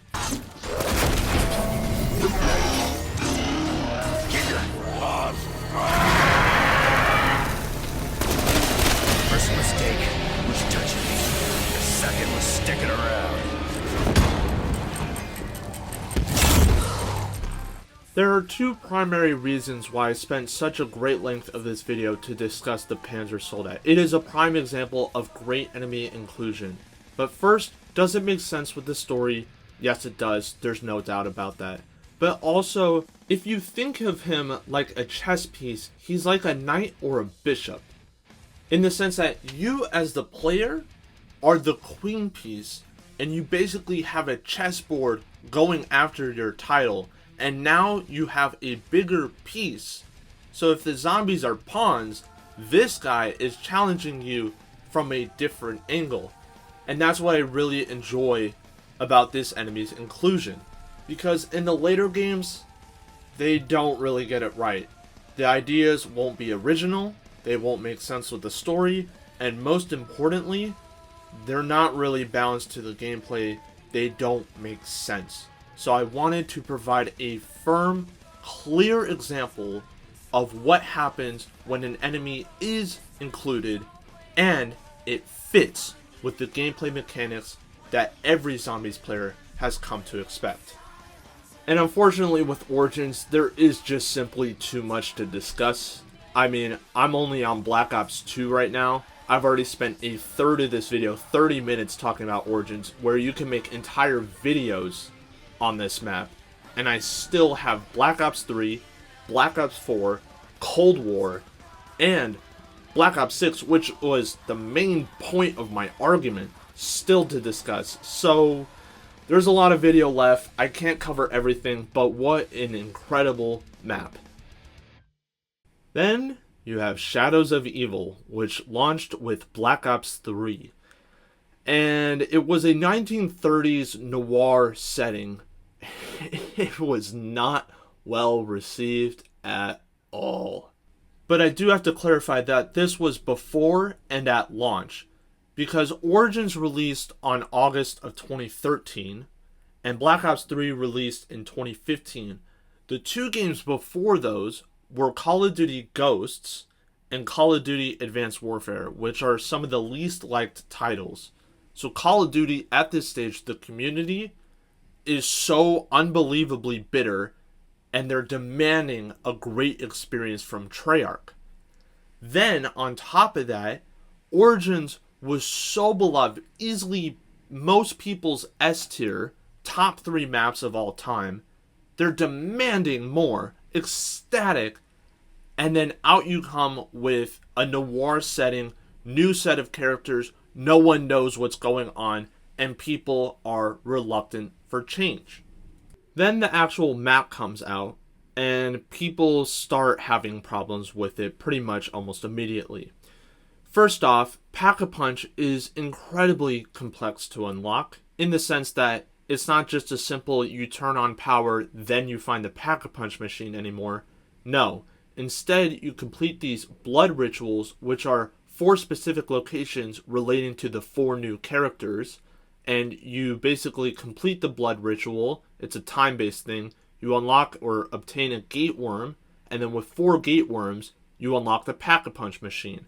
But this process, especially at the time, could take anywhere between 20 to 45 minutes. I mean, who has the time for that? And another phenomenon that occurred was when zombies hit you, they would physically slow you down much more than before. And even though this was later reversed, it put so many people off. And just a combination of things like the 2 previous examples that I've just now told you about, it left a very sour taste in a lot of players' mouths. But in this, there was a lot of promise as well. For example, Gobblegums. This was a new feature where there were stations across the map that you could interact with that would dispense a Gobblegum. And these Gobblegums would basically grant you special abilities. Some were more powerful than others. Like, for example, some would give you a free perk if you activated them. Some of them would give you an extra perk slot. So instead of the traditional 4 and only 4 that you could equip during a game, you can now potentially have 5, 6, or even 7. As many as you'd like, dependent that you got the Gobblegum necessary to increase that perk slot. Then, like the Gobblegum that I'm using right now, Fear and Headlights, anytime I look at a zombie, they will not move, which can be incredibly powerful in positioning yourself to a safer location or getting yourself out of danger. Gobblegums were both offensive and or defensive. But there was a problem with them at first. At the game's launch, there was only one Gobblegum station active at a time, meaning the player now had to learn all these Gobblegum station locations if they wanted to optimize their strategy for the game. And then on top of that, each first hit at the station cost 500 points. So with each new round, you would have to spend an additional 500 points per Gobblegum. And if you wanted any more gums during the same round, the price would increase significantly. I mean, it was basically the equivalent of being shocked that bacteria grows if you poke yourself with a nail, because it's a hole that is warm, dark, and full of blood. Like anything and everything that could dissuade a player from using a mechanic that you have now introduced into the game. That's what was happening. It was expensive to get Gobblegums, it was very difficult to get Gobblegums, and on top of that, why would a player want to use precious Gobblegums if they're not really accessible? So none of these conditions made sense, and it took quality of life changes to make them functional. And I think a lot of people would be surprised to hear when I tell them, especially those who don't really know what Call of Duty Zombies is or basically never heard of it, that not only was Black Ops 3 basically considered the best edition of Zombies of all time, but Shadows of Evil as a map alone is considered by many to be one of the greatest maps of all time. It's not personally in my S tier, but I could totally understand the argument for it. There was a lot of effort put into this map. The atmosphere, the ambience alone absolutely sells it. So I completely understand.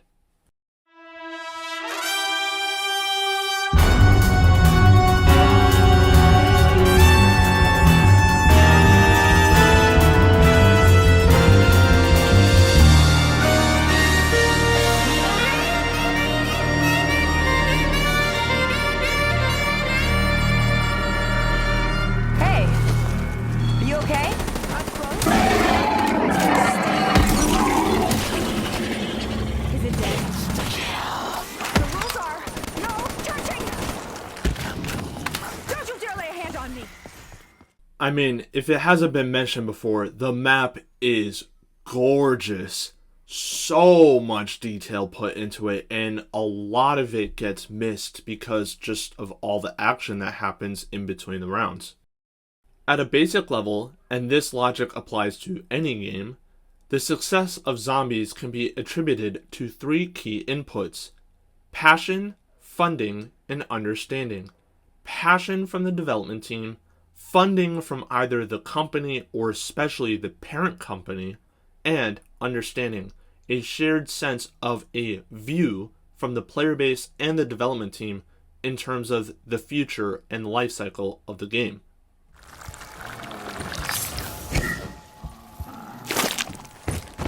I want to discuss passion last because there were a lot of great elements included in this map, like the beast mode that I'm using, which is very similar to Mob of the Dead's Afterlife. In fact, beast mode is basically a direct adaptation of Afterlife and shares very similar concepts in functionality.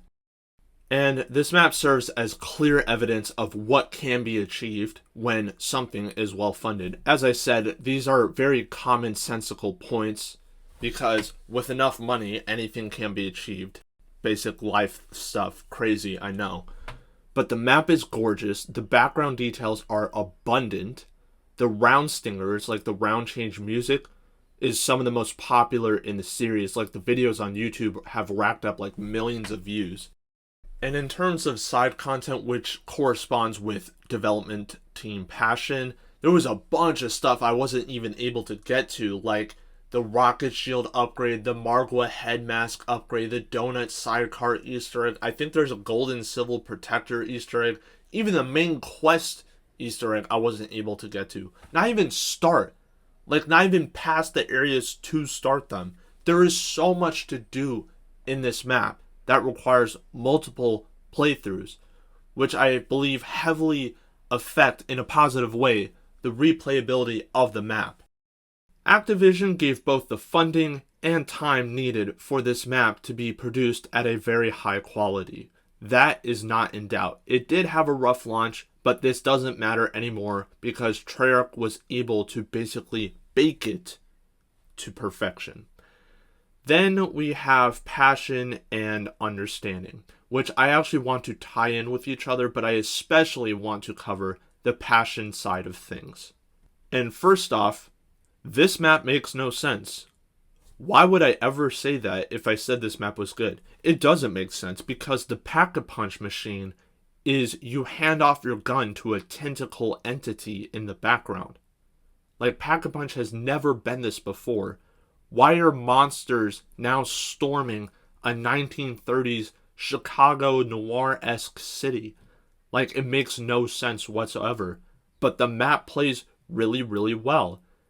And even if you don't have basically a clear fit like the Panzer Soldat is within Origins, you are allowed to introduce content that wouldn't necessarily fit the theme, but if it plays well, it will be generally accepted.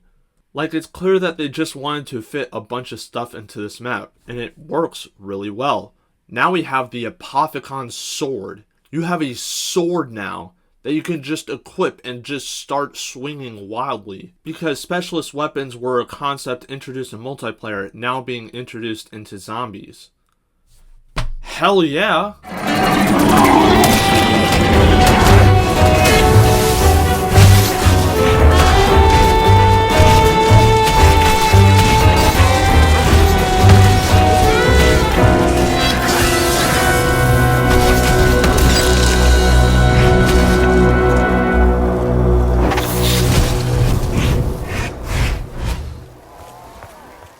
Oh yeah, and you can upgrade it.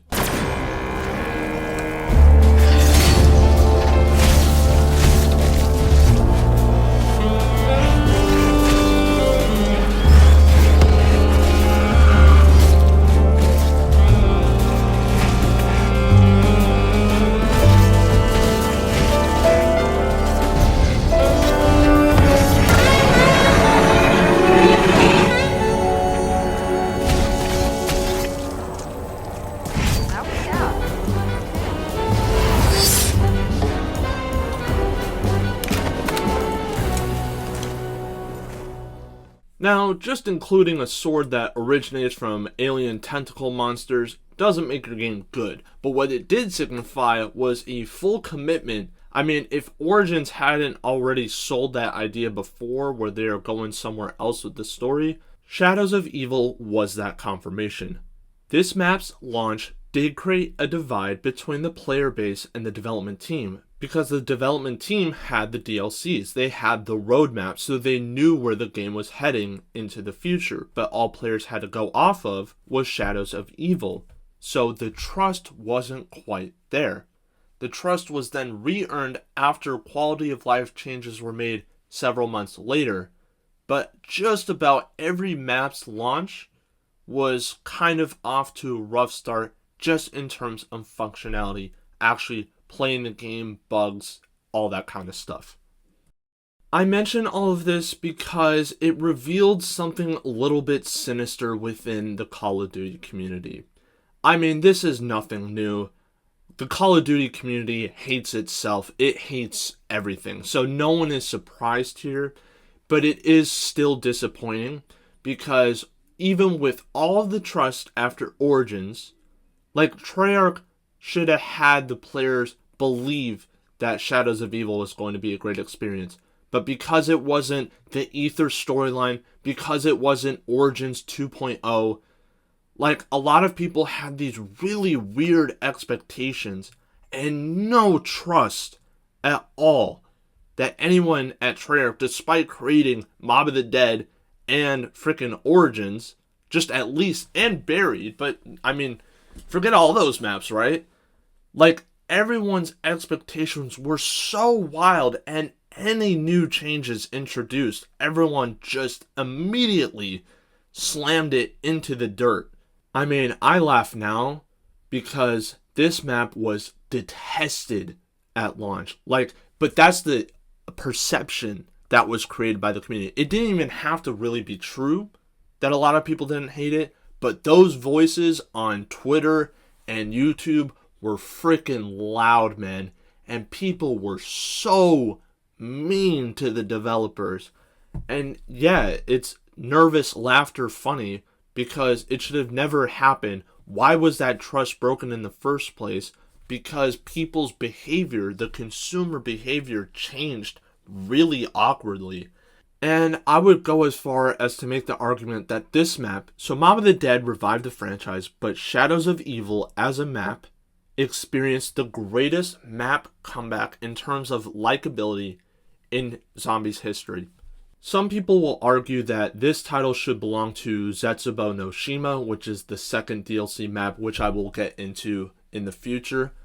But I counter back that Zetsubo no Shima started off really buggy. I fortunately did not have that experience. I only started playing the map about a month and a half after its launch when all the bugs were fixed. And even then there were still a few, but not to the same extent. So I have a different experience of that map, is what I'm trying to say. But with Shadows of Evil, it was a fully realized experience from the start as a map. Because they did have to change the gameplay. They had to tweak it. But that was throughout the DLCs.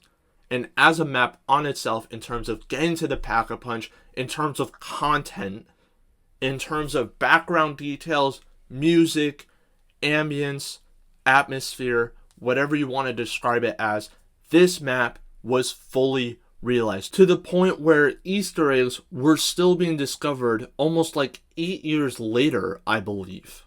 Like, there is so much content that was jam-packed into this map, we didn't realize how spoiled we were. And that was the big thing with Black Ops 3, because this line of basically gameplay mechanics that they introduced, it was the perfect blend between being able to produce your own input, your own gameplay into the map, and an optimized strategy. And it's also why I don't believe Zetsubo no Shima deserves the title as the greatest map comeback, because while it does share many similarities with Shadows of Evil in the sense of map content, there's a lot of side Easter eggs. The fundamental issue with Zetsubo no Shima, no matter how you approach it, is because of the changes in the formula that they introduced with that map. If you have a spectrum of player choice and optimized strategy, so one end, the other end, Zetsubo no Shima leaned too heavily into optimized strategy and reduced player input. Player input should always be king, and that's what Shadows of Evil has always provided, was choices about how you spread out into the map, how you approach Pack-a-Punch, how you optimize beast mode to be able to unlock specific quest items like the summoning key or the little like hair toupee police badge and stuff that allows you to do the blood rituals. And then on top of that are all the side Easter eggs like the swords and also the free gumballs where you throw the Widow's Wand grenades into the lion's mouth and grow them on the plate at the store. Like, how do you use those side Easter eggs to optimize your experience instead of the other way around, where how does an optimized strategy contribute to your experience? And that's where Zetsubo no Shima got it wrong and Shadows of Evil got it right. But I will discuss Zetsubo no Shima later, but I just wanted to use it as an example or comparison point of what made Shadows of Evil so firmly basically at the top. It is not an S tier map for me personally.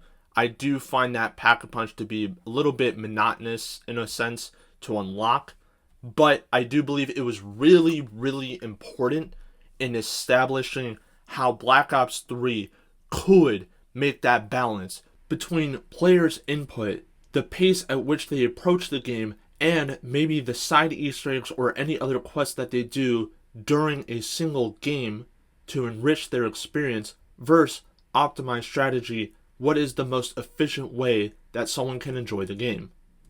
To summarize thus far, you have a map that is well funded by Activision and from the development side of things is clearly understood, though it isn't as well received by the player base because they don't really understand the the full extent of what's going on and wouldn't until the end of the game's basically life. So where does this leave passion?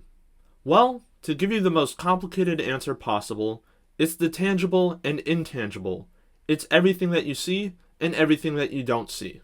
Well, what do I see? I see that I can collect alien-like parts around the map to build an alien tentacle gun where I shove an ectoplasm ball into its mouth and in turn it fires a black hole that sucks zombies in.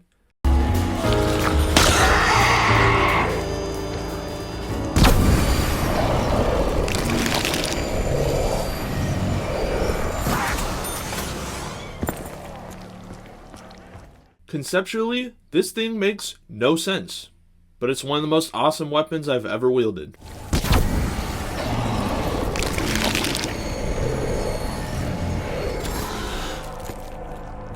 But it does raise the question, how does one go from Origins to Shadows of Evil? And not many people would know the connection unless you've completed the Easter egg, which featured Richtofen taking a key artifact from the Shadows of Evil crew, which was the Summoning Key. I'm not here to explain the story.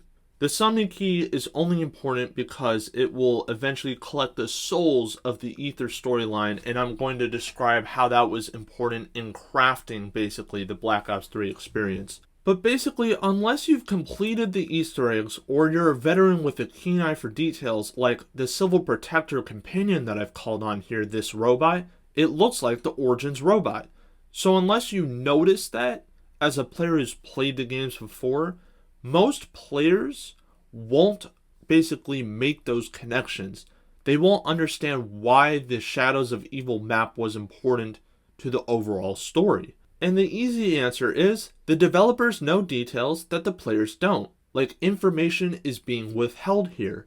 And that is where trust is basically vital. Because if the players don't feel like the story is going to be connected, it's going to tarnish the experience. But are there any details in the background that might suggest that Treyarch knows the experience that it wants to deliver? And you kind of can through the side Easter eggs, for example. In terms of any game development, one of the key things is you have to understand your consumers. The consumer base, the fundamentals of marketing any game. But in terms of game development, an important part of understanding this is how are the gamers going to dissect your game. With Call of Duty Zombies, a lot of it is they go into the data files, they data mine the game, try to figure out what basically coding will represent what action. So if I go to a wall buy and purchase a weapon, where in the game code does it say to execute this action? And then you have the side Easter eggs. But there are vast different types of players within these games. For Zombies, you have the people that want to go for high rounds, like 100 plus. These games usually take 7+ hours. It's a very dedicated craft. Some people just like doing the Easter eggs because they are quite challenging. They would demand a lot from you in a very kind of short period of time, especially if you're trying to like speed run it. Or you have the background lore enthusiasts that examine every barrier, trying to find like key artifacts, maybe like newspapers or ciphers that the developers include for fun because they know players will go out, explore the map, and appreciate maybe a more slow gameplay pace. And then you have your average player, which are going to go from about 1 to 30 rounds, and your games last maybe 20 minutes to an hour, more on the latter side. But even then, you already have groups of people who appreciate the same game, yet play it differently. It is not easy to just hop in and do an Easter egg. Maybe not everyone just wants to go and explore the background of the map, yet you have to include everything. And that demonstrates a fundamental understanding of not only your community, but an understanding of how your game, the map specifically, needs to be paced overall. And that's where Shadows of Evil gets it absolutely right. Because from that first door that you purchase at spawn, like going further into the map, you now get to funnel into 3 separate districts of your choice. The canals, the footlight, and the waterfront districts. And Even though they offer basically different resources and maybe benefits, the perks even randomized each time you play the map, so it might basically alter your prioritization of which districts to develop into. It is all at your own pace. And that's not necessary for a map to be including so much of the player base. So then you have like Ascension, which focused on the Easter egg and general gameplay. And while there's a lot of details included in the background, I don't feel the map was dissected that much like Shadows of Evil eventually was. So even though it didn't include every single player base within this community, I'd still say most people would rate it as a solid, maybe like B tier map. It is a good fundamental map. And then you have Shadows of Evil, which completely basically blows it out of the water in almost every aspect possible. You have the map design, you have the side Easter eggs, you have the main Easter egg, you have cutscene, which continues from Origins. Basically, almost story-wise and just gameplay flow-wise, everything that you would want in a zombies map. But what happens in the background of that? And that's kind of where you get into the mentality of the developers. What are they intending when they are creating a project such as this? And a lot of the developers, especially Jason Blundell, knew that people would be more invested into this experience because you have a larger zombies community and that kind of crazy, smart Easter egg kind of methodology that you've now introduced with Origins. People are more attuned to that. On the surface, gameplay-wise, you have the blood rituals, which is a lot more complicated pack-a-punch process than we've ever seen before. Otherwise, it's been turn on the power, activate pack-a-punch. Then you go a bit deeper into the iceberg. You have the ciphers, the out-of-map hidden messages. Like, the developers knew that players would go deeper into the game files than ever before. A lot of Easter eggs are included in the game files, and that's how they were discovered. But also a lot of Easter eggs are hidden from the game files in a way, like meaning that they're not executable actions. This is more referring to the ciphers aspect of what is included in a zombies map. And a lot more of that kind of material was included with Shadows of Evil, so you get a lot more engagement and a lot more basically. And there's a lot of stuff that I unfortunately can't talk about because I just simply don't know it, but there's a lot of crazy stuff included, like ciphers that require machines and have cipher names that I've never even heard of before. Like, there's an impossible Easter egg included within here that features a hypercube in all the equations. Like, one of the gun's names is called the KN-44, and that relates to a hypercube equation. Like, what is that? What does that even mean? But that's just how crazy it gets. That's how deep this iceberg goes. And that's where Shadows of Evil really shined, was basically being the icebreaker to the iceberg. The developers went deeper than ever before. And while the map was not well received at first, I believe it serves as the perfect example of what a map can be when you have the cycle of Activision's funding, a development team that is not only passionate, has a vision, executes this vision, but is also adaptable to community feedback. Because you only have the studio's vision when you're creating the product, and now that the product has released, it didn't quite function well at first, but they trusted the player base to provide the feedback necessary and made those quality of life changes that allowed this map to truly be what it should have been. And that is nothing basically short of a masterpiece. But some people watching this who have played zombies before might argue that I'm looking at all of this, Black Ops 3, Black Ops 2, Black Ops 1, especially Origins and now Shadows of Evil, also Mob of the Dead, with rose-tinted lenses. And that's a fair point, because those games back then are undeniably better than what we have today. And I think the one piece of evidence that undeniably demonstrates the reception towards the map is in your speedrunning community. And I think the section that is probably the most important in this argument is the Easter egg speedrun specifically. And it's a little bit hard to judge with Black Ops 6 because it is the current game, so a lot more people are going to be making more attempts probably just regardless if they like the map or not. But with the older games, that's no longer the case because now it's basically an option and not a determinant of your career if you are able to perform in those maps or not. And with Black Ops 3, Shadows of Evil is basically one of the most speedrun attempted maps out there, and also to the point where it's basically almost capped. I think the last timed record I saw was 18 minutes by Stevie. This could totally be wrong, like he might not have first place anymore, but that's the last one I saw. And I just remember back in the day, like you were talking about 30 to 40 minute records. You have cut that time in half.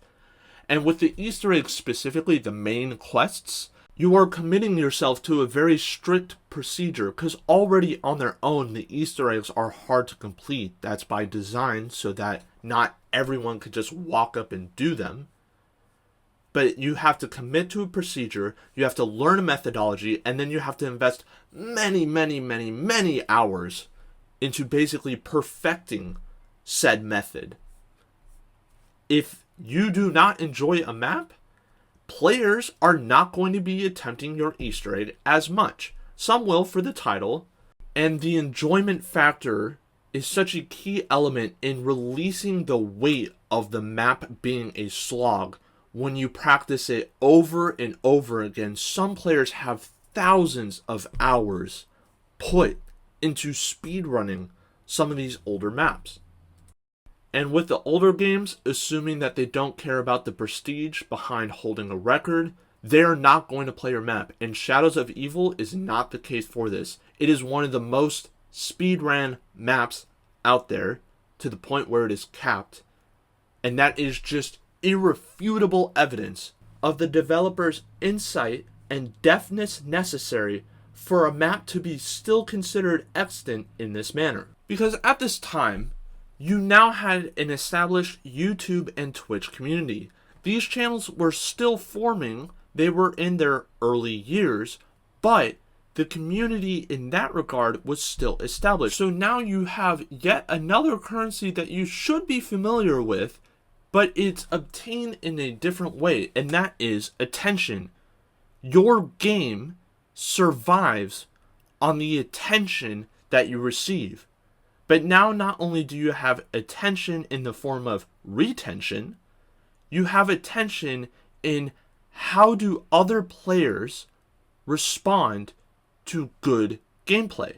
Because speedruns, even though not everyone will appreciate some of the ways that speedrunners break, in quotations, the game, it is because the extent of dedication that is inputted into being able to achieve some of these times, it really demonstrates an unparalleled mastery over the game.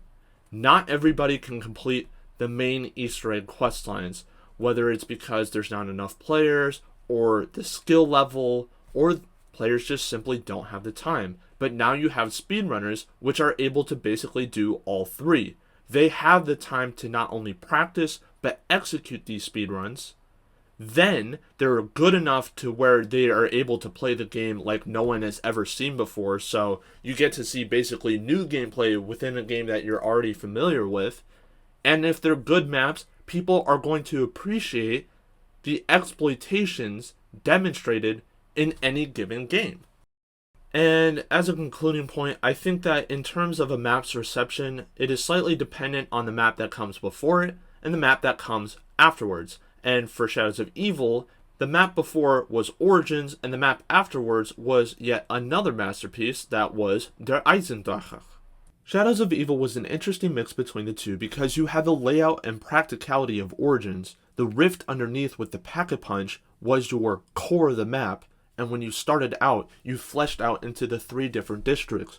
But it functioned, it played like a survival map, so it really was the best of both worlds. What this helped it to do was prevent it from being basically sandwiched in between 2 good maps, which if this is the case, that means your map might get shadowed and basically overlooked or underlooked, depending. So the map before was Origins, and the map after Shadows of Evil would be Der Eisendrache, which was another masterpiece and I will soon be covering. And this contributes to its character because it distinguishes it. When you think about any given map, you usually have a few key elements or one key element that defines it.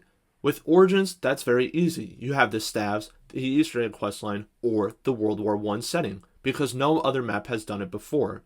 And you can still have character to a map that has done something before, but there's usually something the player base makes out of something that contributes to its overall identity. With Shadows of Evil, this is not the case, because you could point out any number of things and someone would say, yeah, I could see how that contributes to why you think this makes Shadows of Evil Shadows of Evil. You have the sword, you have the Pack-a-Punch unlocking process, you have the Margwas, the meatballs, the 1930s setting, the round change noises, that overall soundtrack, and whenever you explore the map, you have basically the almost like satanic like whispers. This is probably the most connected biblically map that we've ever received. And any number of those things contributes to its overall, for lack of a better word, amazingness. And before I conclude such a wonderful map, I think there's one last critical point that I need to make. And that is, stemming from Origins, Shadows of Evil represented a switch in the zombies formula for the rest of the franchise's history, now continuing to Black Ops 6. And that is the balance between quests and high rounds. Quests are now in abundance, and a player could set out to achieve a number of them in any given game, but high rounds were no longer the pure focus of zombies. I've never seen a map that stamped the round 30 quit because most people would treat that as the end of their zombies game more than Shadows of Evil. And for better or for worse, this new formula was here to stay, and I'm here to argue that it was one of the best switches that the Treyarch developers made to the zombies game mode, and I want to show exactly why this is the case.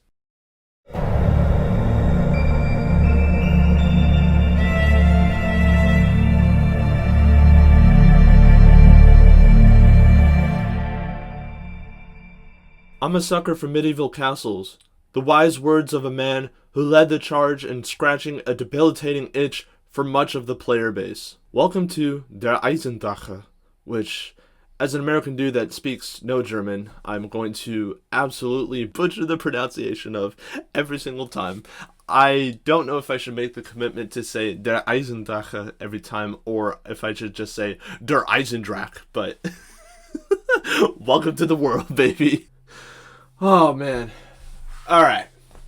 So you basically, with this map, you have the return of almost every single beloved feature within the game so far. You have the first full return of the Primus crew, which was from Origins, or for non-story followers, this is the Ether storyline continuing since Black Ops 2. This is the first map to do so. And it continues it in so many amazing ways. You have a awesome return of Element 115, which now causes a lot of things to float.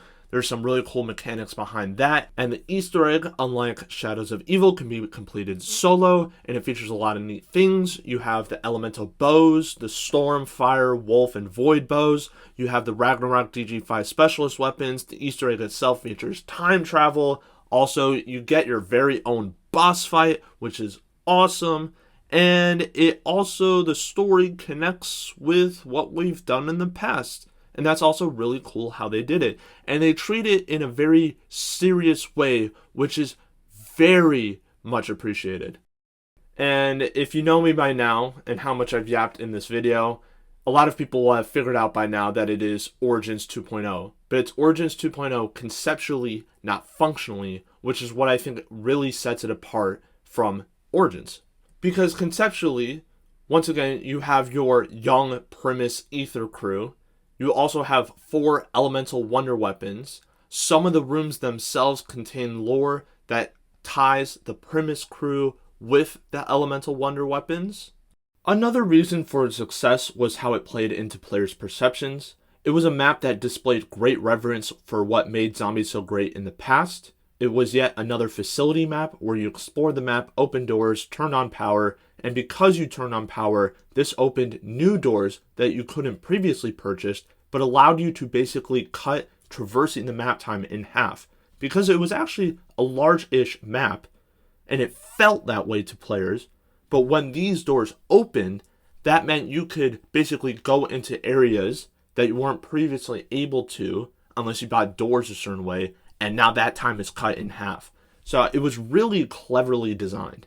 Element 115, the blue luminescent stuff that you see in the background, had its relevance explored further, and it introduced some really cool mechanics like wall running, but also basically like zero gravity. That was awesome. Really thoroughly enjoyed. And since not many players particularly cared for Shadows of Evil nor its story at the time, Der Eisendrache was an especially refreshing experience for its time. And this was due to a lot of factors, especially returning ones, like power, for example. All you had to do was buy some doors, turn on power, and there you go, you basically have your map unlocked. Pack-a-Punch was relatively easy to unlock. As you opened up the map, you would just interact with some teleporting pads, and you would teleport the Pack-a-Punch to wherever you teleported the pieces to.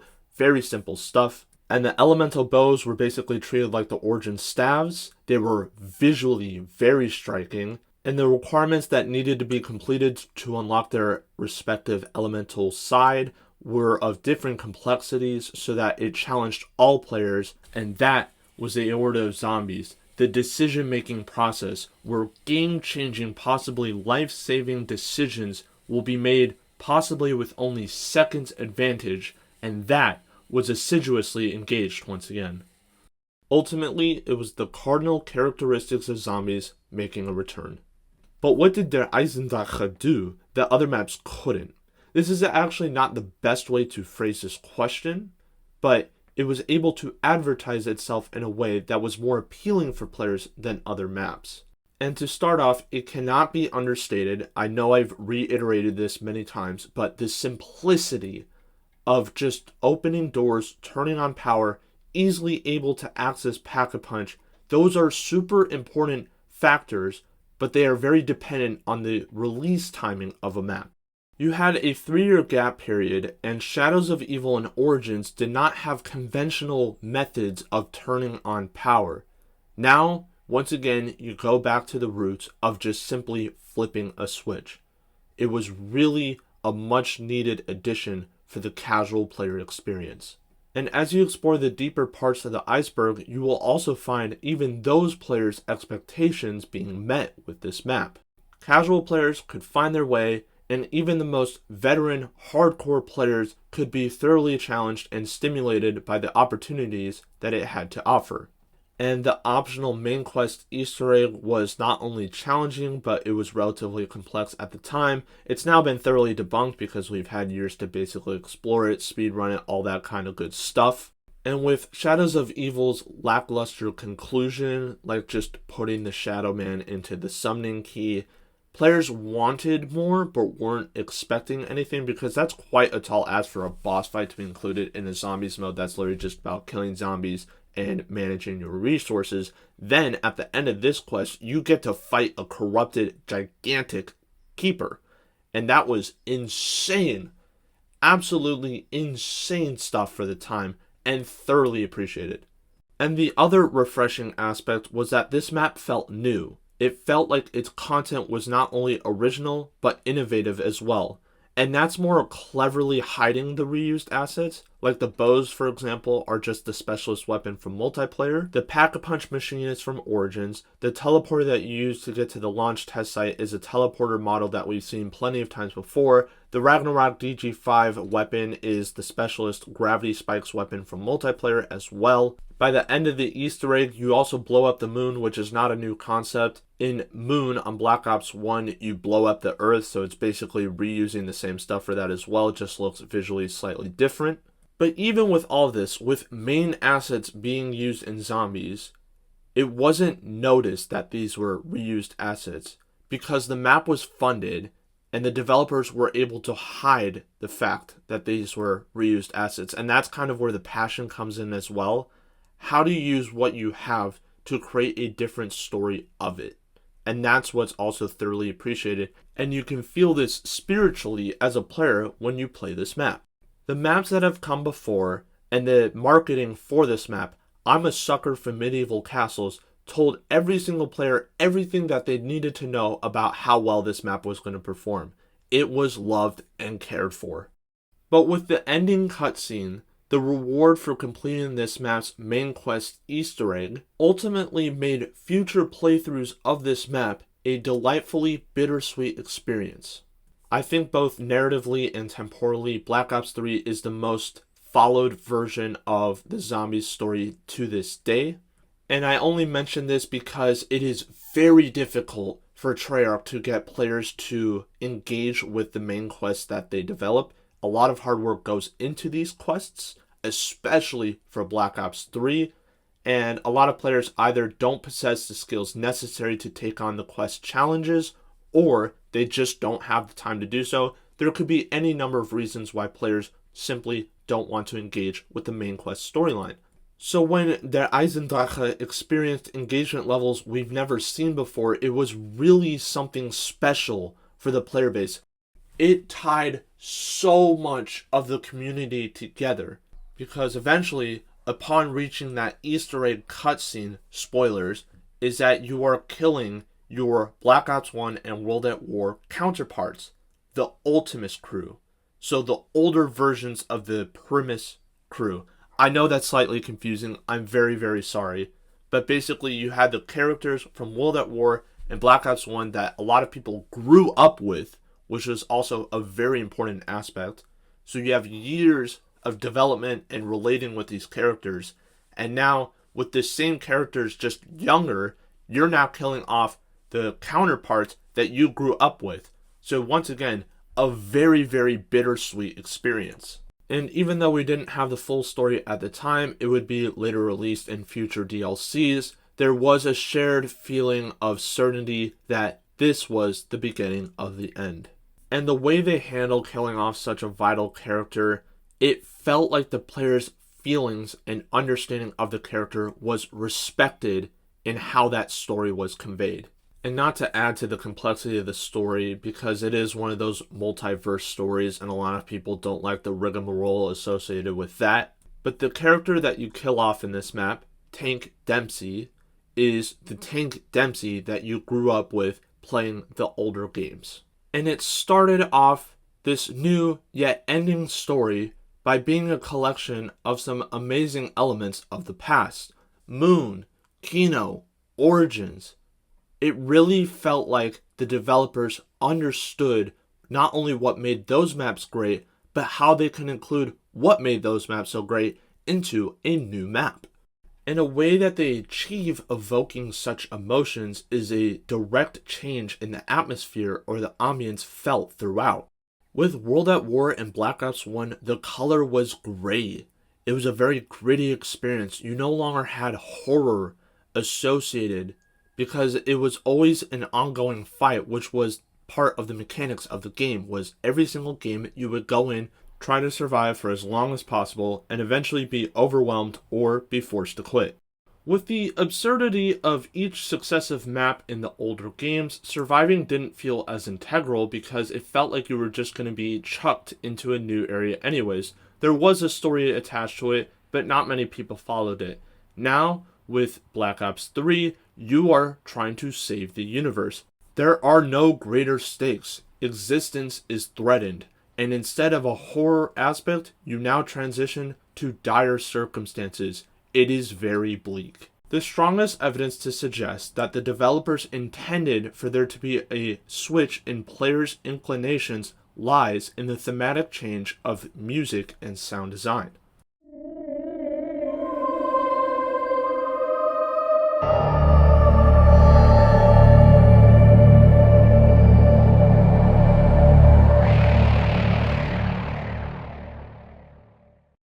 This is much different compared to what we've previously had.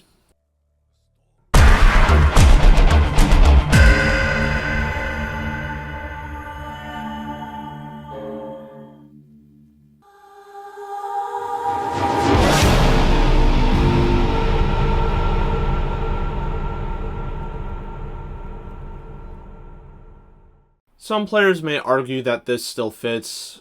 I don't think it does. That is up for debate, but I really appreciate the bleaker music that they've introduced. And the reintroduction of area-specific music was really a blessing to the ears.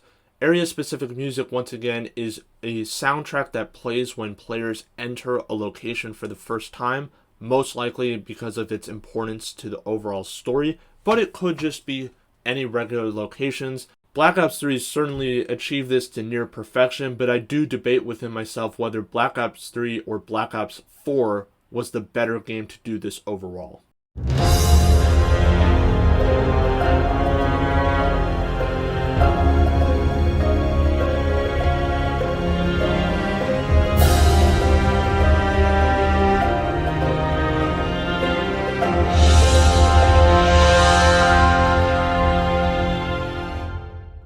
Every single process now within Zombies is being turned into a narrative experience.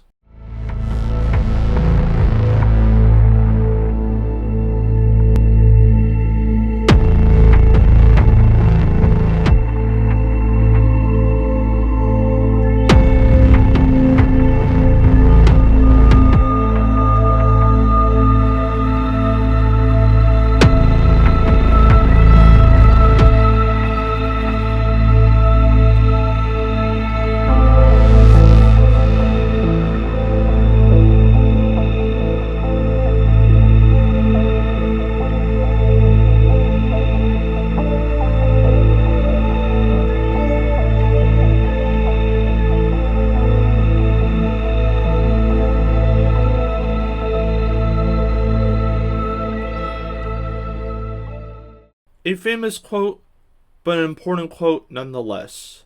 Your art is only as good as those that interpret it.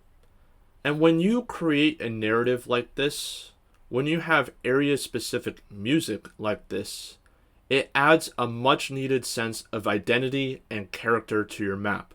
Why do people remember your map? Why do players get engaged with the overall process? When you give them rooms, when you give them music like that, when you're bold enough to create material that elicits such deep emotional responses from your player base. It was an unwavering amount of confidence that is earned, like trust. And the thing about Zombies with trust is that a lot of it came from the breakthroughs that the developers made within the game, introducing new concepts that changed the fundamentals of the game, yet still preserved the ideology that it always stood by. One of these being the Pack-a-Punch machine. This is not new, but I've been quite reductive on how important it was to the Zombies franchise thus far. You put your weapon into a machine, outspits a weapon with improved damage and a new camo. I know that to be untrue. If there is to be more bloodshed, then there should be a lot more.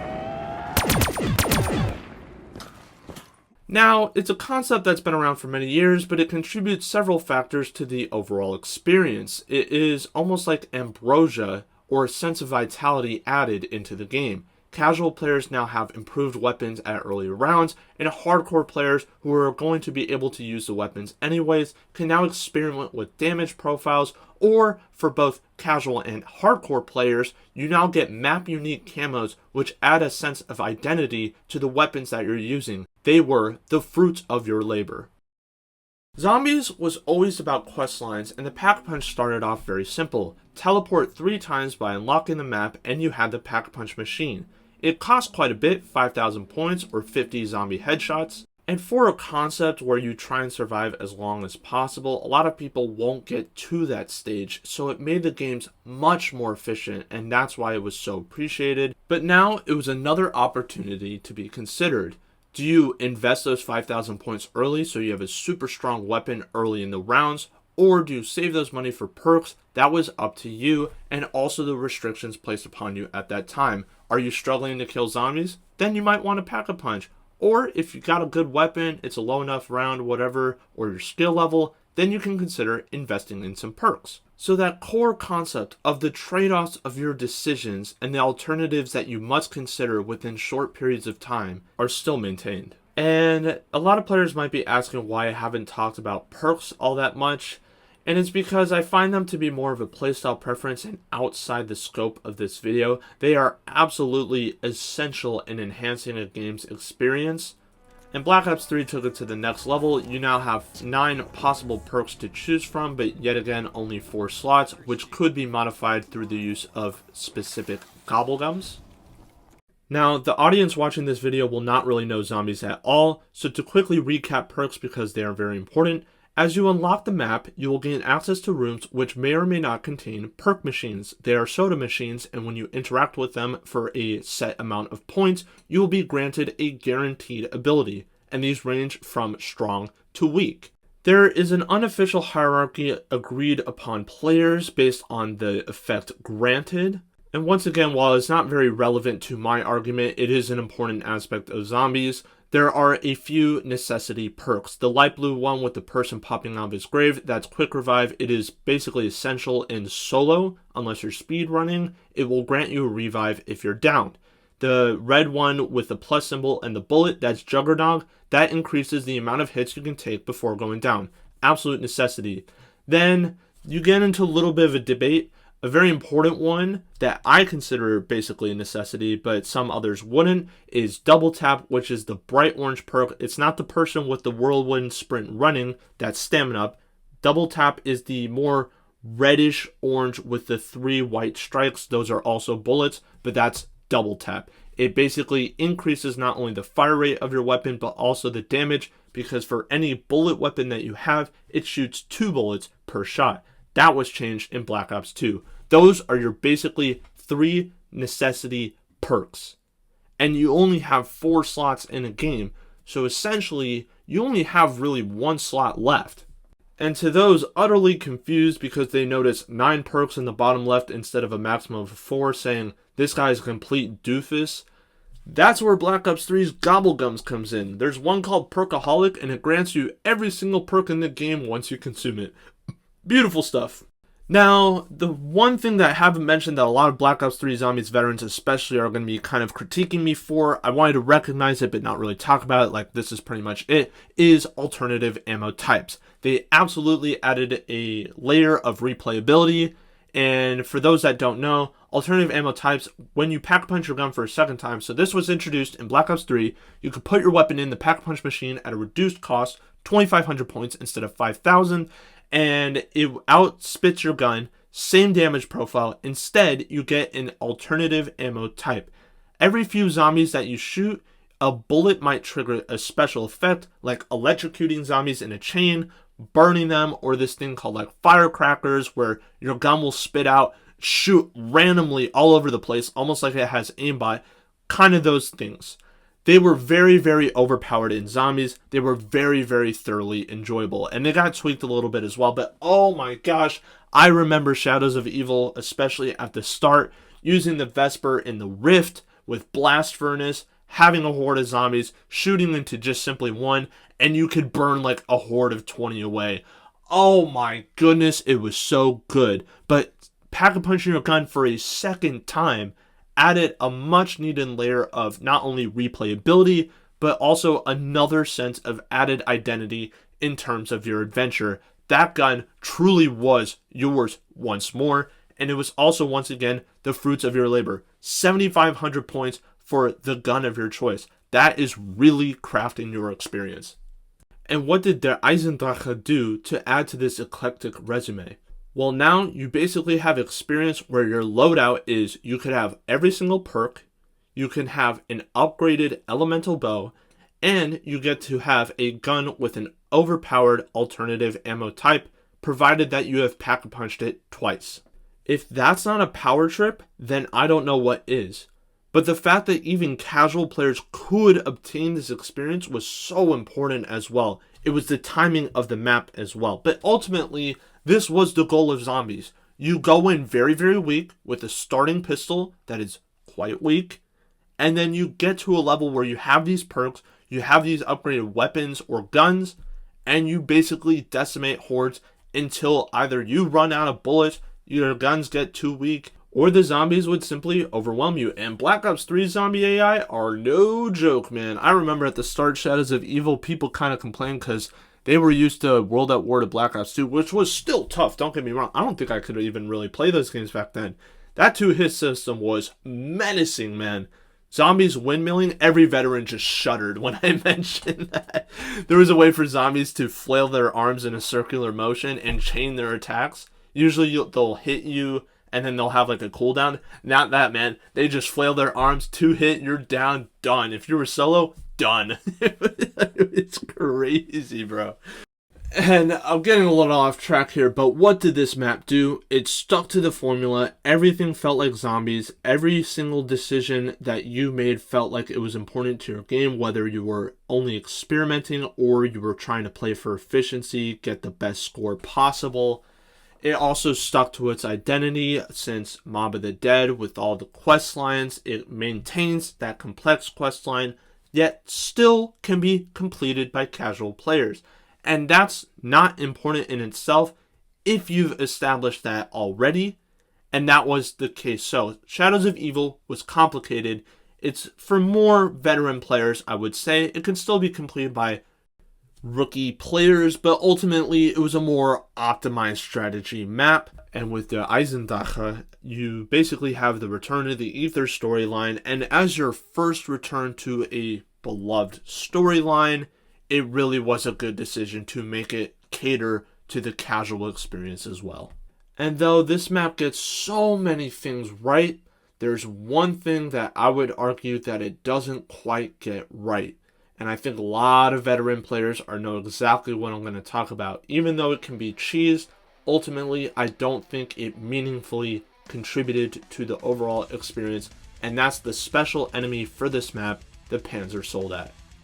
Now, to get a little bit nerdy here, the Panzersoldat is a weaponized version of the Panzer from Origins. The Panzer is a mining suit which Group 935, for those that don't know, that's the group that released basically the zombie apocalypse. Group 935 used to Element 115. Confusing, I heavily apologize. Panzer mines Element 115. Panzersoldat uses Element 115 already mined. Now, I've talked about how great the Panzer is as an enemy for Origins, but as an enemy for the Eisendrache, it doesn't quite fit because the weapons that it uses stun bombs, which slow the player down. They're quite janky, and I think that's a main reason why it kind of hinders the overall experience. This Panzer tests your capabilities. Can you use effective weapons to quickly dispatch this tankier foe? Whereas the Panzer from Origins demanded extensive map knowledge. They both tested different requirements. The problem with this Panzer is that its stun bombs and flamethrower are shot in your general direction, can hit in your general vicinity, and it feels like your existence is being punished rather than your map knowledge. There's no mud, so there's nowhere to specifically traverse. It simply exists to just be a checkpoint, which is not good enemy design.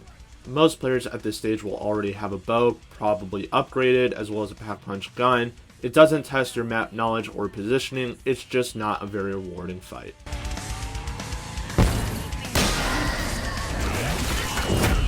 And in terms of the overall experience, what players now expect from zombies having experienced it before, there is the main quest. For the non-players, a main quest is a set of challenges that players can complete if they wish, that drive the overall narrative, and upon completion will grant players with a reward like an Easter egg cutscene.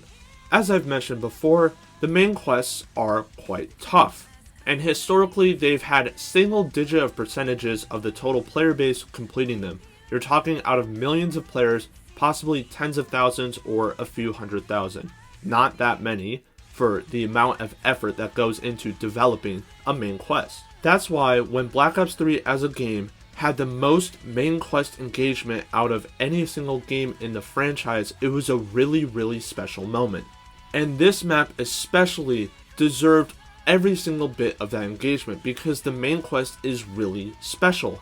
Almost every important element of the map is used. It tests your map positioning and knowledge. It also tests your ability to understand the side quests. So you have the Death Ray, you have the Ragnarok DG5, you have time travel, you have the teleporter, you have keepers, you have the bittersweet story that you would go on to learn.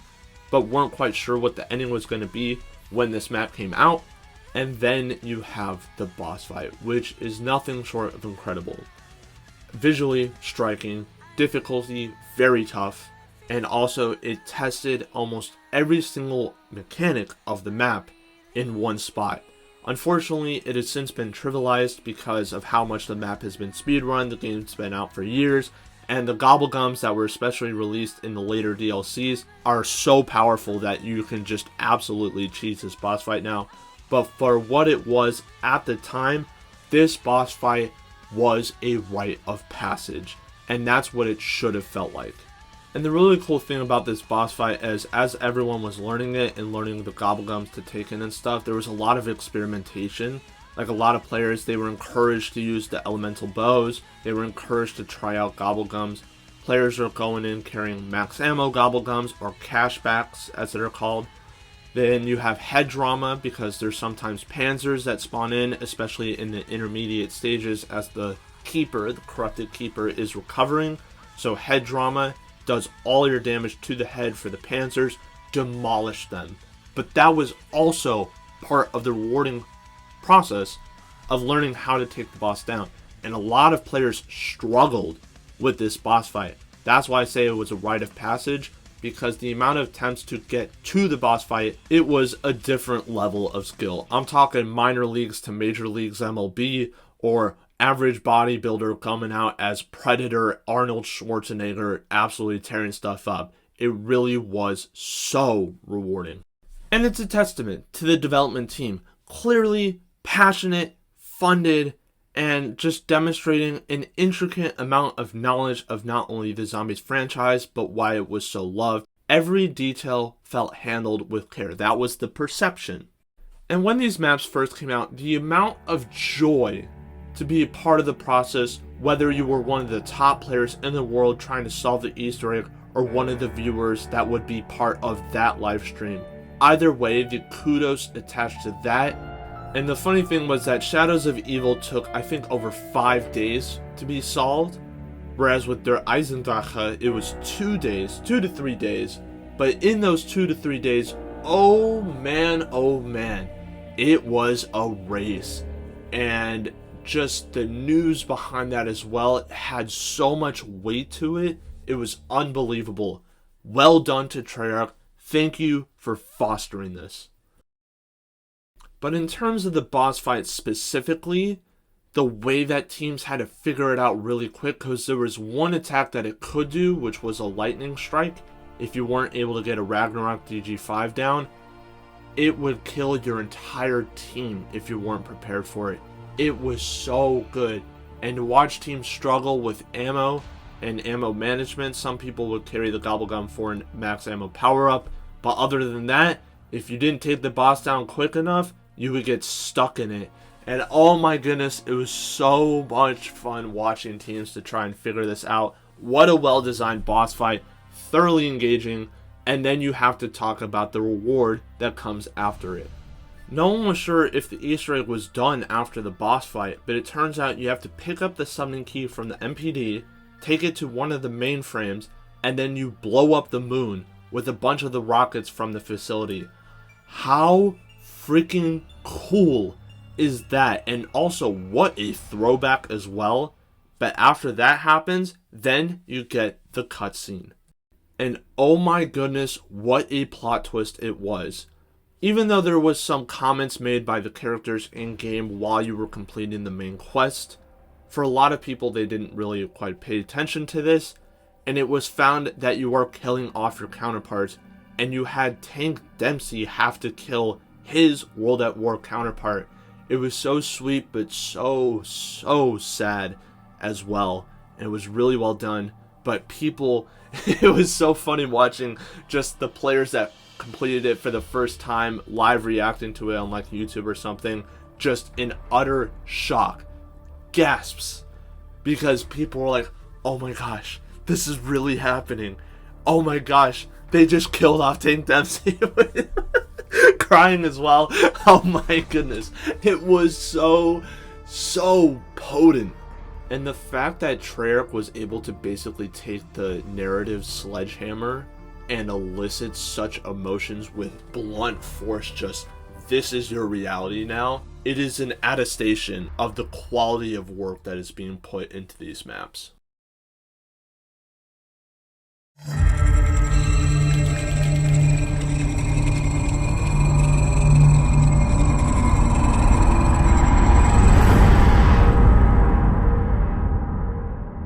And then you have Zetsubou no Shima. It is a gem of a map. I would say it's pretty solid, but there are legitimate complaints in how ambitious it was. It has too much going on simply. Too many doors, too many quest lines, too many new mechanics that don't quite fit in there. But yet, it retains a charm that is potent enough to still be a good replayable map. So let's analyze this further. Even in the starting room, you're now starting off with a few things, like the Skull of Non-Stopway trial podium, and you also go on to collect a bucket and maybe a seed by killing a few zombies in the early rounds. Then you have the doors, which are actually kind of deceiving, because there's a lot of them on this map, but they start off relatively cheap, 500 or 750 points, you can open them, and you can still feel like you've not gotten anywhere on the map. And this is a problem because it goes against the fundamental idea of what a door represents. You are able to earn enough currency to purchase a physical checkpoint, allowing you to explore a meaningful part of the map. This is dependent on map size though. This map is medium to large, but that is also deceptive because every corridor is narrow, and this creates the perception of a claustrophobic environment. Here I have a shopping-free gobblegum being used, which allows me to make any purchase for free for a solid minute. And you'll see that I open half of the map's doors, yet still don't get into the core of the map. This is partly due to its layout, but it's kind of crazy how almost every single area I go into feels small, yet I'm still unable to open half of the map. And as my gobblegum reaches its conclusion and I pull out a Perkaholic, I still feel like I haven't gotten anywhere, and that's not really an experience I get with any other map before. For example, the way power works on this map is that you take a bucket, you fill it with any one of the 3 water sources that exist on the map, technically 4, and then you have to fill up the generator, you have to fill up 2 generators before time expires, and then when you open up the bunker, which is for free, you may be greeted by the game's special enemy if you're not quick enough.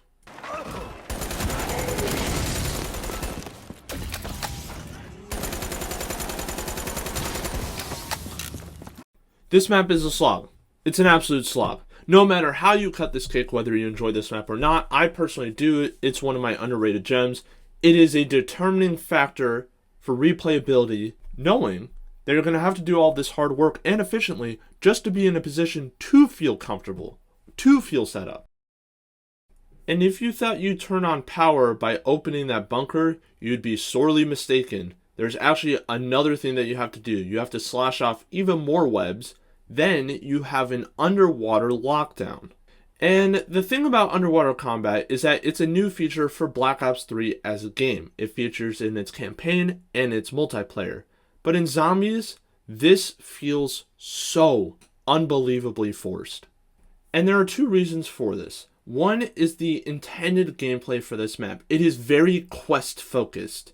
It removes a lot of the sandbox elements. Like, you can still go your own path in this map, but you have to do a lot of work, and you're basically playing the way the developers want you to play this map, so you don't really have the identity of making your own story with it. There are just simply too many parts, literally and figuratively, for you to be able to create your own story within it. And then even after successfully managing your air levels and completing the lockdown, you have to grab yet another part. Now this unlocks the Pack Punch machine, and there are 3 parts to that. And lastly, if you decide to do this underwater lockdown during the middle of the round, even after all the survival that you just did, you still might be greeted by the mid-round horde that's just been piling up at the door. Then you have to turn on power. It really is kind of an onslaught. So just to recap turning on power, at the start of the game, you have to purchase 5,000 to 7,500 points worth of doors. you have to turn on 2 generators, which are time-based, open a bunker where you may be greeted by the map's ferocious special enemy, then you have to open another door to power, 1,500 points. The corridors are very expensive. Then you have to complete an underwater lockdown sequence, and you still might have to kill your round's worth of zombies at the end. Now you've just turned on power. Now you've just collected a part to unlock the Pack-a-Punch, and you still have the rest of the map to explore. I'm now on my second shopping free Gobblegum. I haven't even covered rarities and tiers for Gobblegums, and I still will take almost a full minute to open the rest of the map. Now, there's nothing inherently wrong about crafting a map that caters towards your veteran audience, but even for your veteran audience, it is a tall order. With 13 separate parts included on a map, you're no longer worried about cycling through zombies and getting through rounds. You are hoping that you are doing the most efficient routes possible so that you don't waste time. And I don't think that's the greatest gameplay loop. And you run a high risk of burnout, where players go 10 to 15 rounds getting everything set up, and by the end of it have put so much energy into the thought process of trying to run the most efficient routes, collecting all the parts, not missing one, otherwise they have to go back to the other side of the map. Now you have the game set up, it's taking you 30 minutes to an hour, and most people by that time are just too tired, will only play 5 rounds, and was it worth it in the end?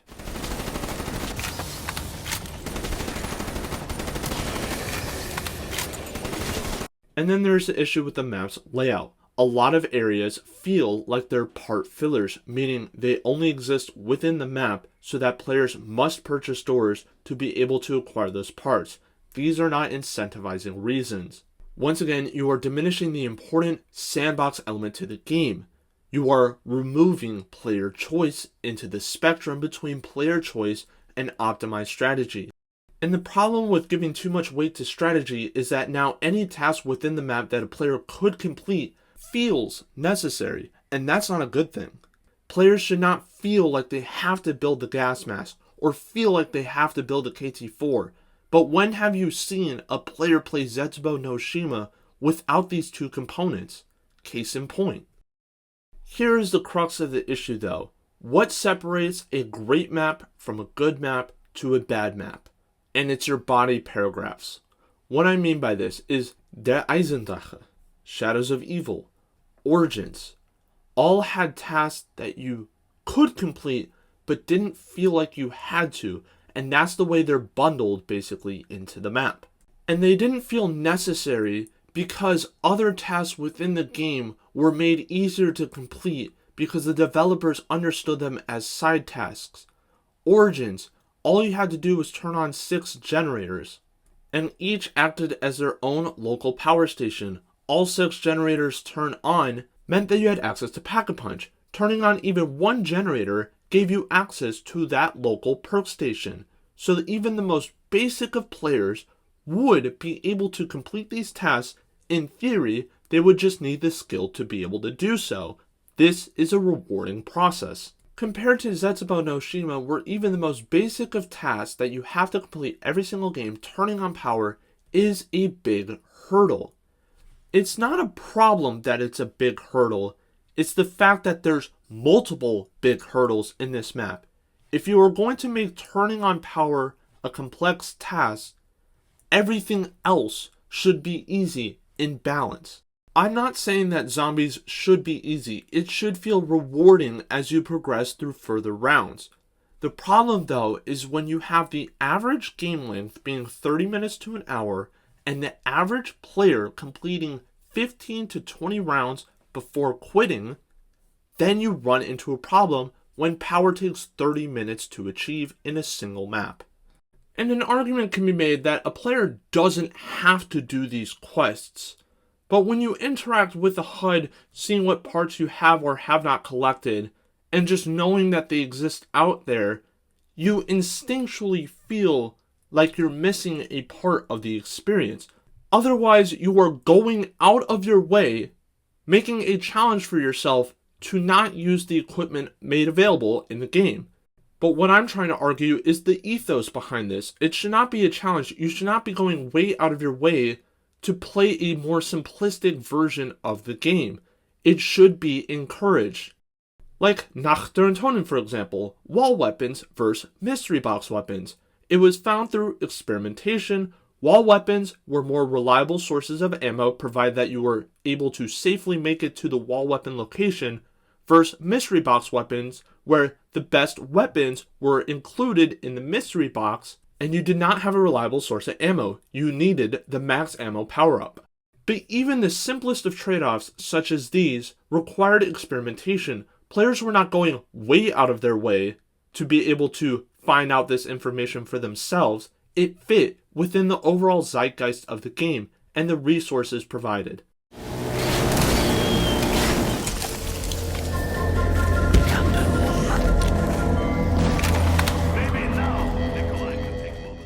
And then you have the introduction of two new enemy types, the spiders and the thrasher, which is the special enemy that I've mentioned before. That's just its official name.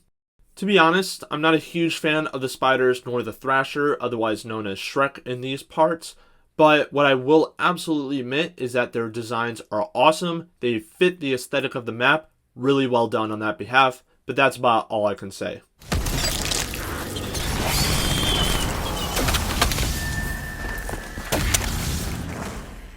Let's analyze spiders first. One, I find their hitboxes to be very inconsistent.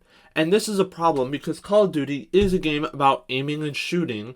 And when you have an enemy so small like the spider, you should be rewarded for hitting good shots against a small and quick moving target.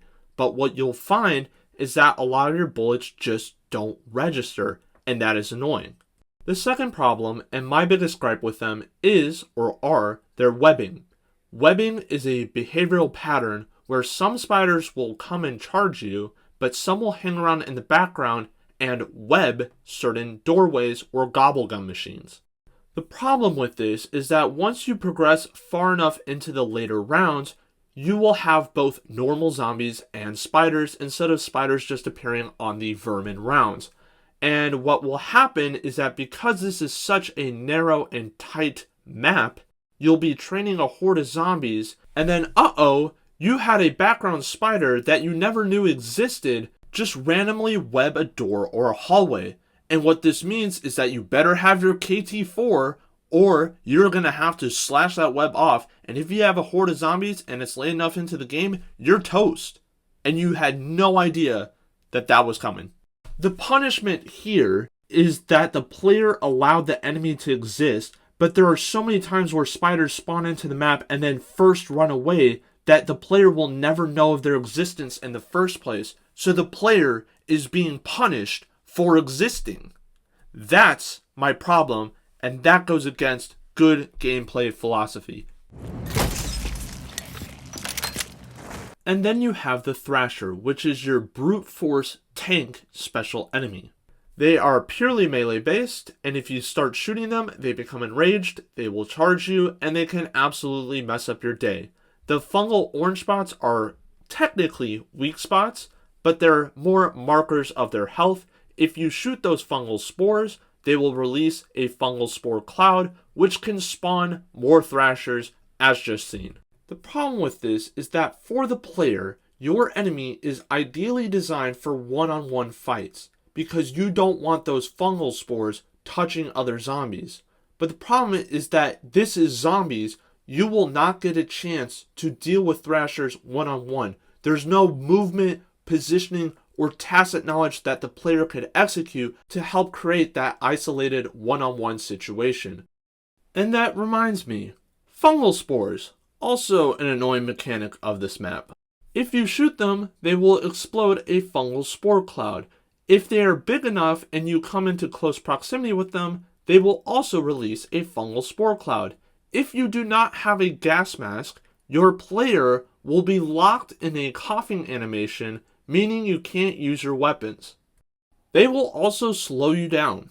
Once again, this is another mechanic where players can be punished simply for existing. There are two ways to counter them. One, you can shoot these spores with the KT-4 Wonder Weapon, which will grant you a speed boost instead of a coughing animation. It can be quite useful at times, but you need the KT-4. If you don't want that coughing animation just in general, you will have to build a gas mask, which you shouldn't be forced to build the gas mask. You should be incentivized. If you get caught coughing in the later rounds, you're dead. Straight up. There is one thing I appreciate though. You can use them as an air supply by mailing them while underwater or shooting them, but they act as a local air supply, which I thought was really cool. But once again, how often will you find yourself in underwater combat? It is a useless mechanic. So with Thrashers, you're punished if you shoot them, because not only do they become enraged, but they also release fungal clouds, which can turn more zombies into Thrashers, something you definitely don't want. A random spore can burst, turning more zombies into Thrashers, so the environment is a hazard. If you're playing co-op and one of your teammates goes down, sometimes a Thrasher will walk up right by them and swallow them up so that they're in the Thrasher's stomach, and you have to kill the Thrasher to release them, which sucks having to do that. Simply put, the conditions that Thrashers need to spawn are far too weighted against the player, meaning it is too easy for this enemy to appear on the map considering the tanky brutes that they are.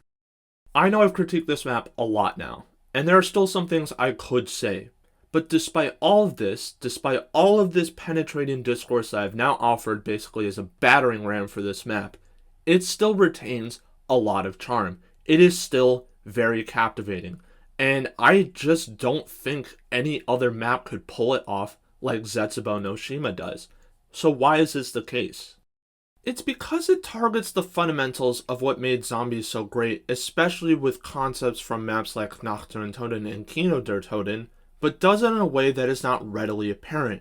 So what happens is the bad press associated with this map overshadows what makes it so great. For example, the perk machine locations. There were a lot of complaints at first because players felt that they were too far apart from each other, meaning it was very hard to recover when you went down. But I feel like they are wrongly informed about this. The perk machines themselves are quite visible, I would say, except for one location, and that's by the green elemental water. But other than that, this map is narrow and tight. You cannot miss them. And it is with this that the threat of interacting with these machines returns in its full glory. Now someone might be asking, wait, didn't you say drinking perks was a good thing? Like it granted your player abilities? Yes, but that's not what I mean. I'm talking about the primal trade-off, a concept introduced since Nacht der Toten, where every action that could potentially benefit you must be done in a strategic manner, requiring resource management and precise movements. Like, I generally should not be able to just walk up to a perk machine and drink it without feeling any threat for my safety. That animation should be something that I consider. And I feel like with this map and its layout complements this really well. Pulling out a soda bottle only to see a horde of zombies surrounding you is a fantastic experience of what made zombies so great. Do not touch me again, hill pig. Stupid Nikolai, stupid. And I think they deserve it at this point to where I say it for each map individually. It is gorgeous. It is a very stunning map, thematically one of the most accommodating maps in history. The developers achieved what they set out for, a unique, horrifying, jungle-like map with sinister secrets and a dark past.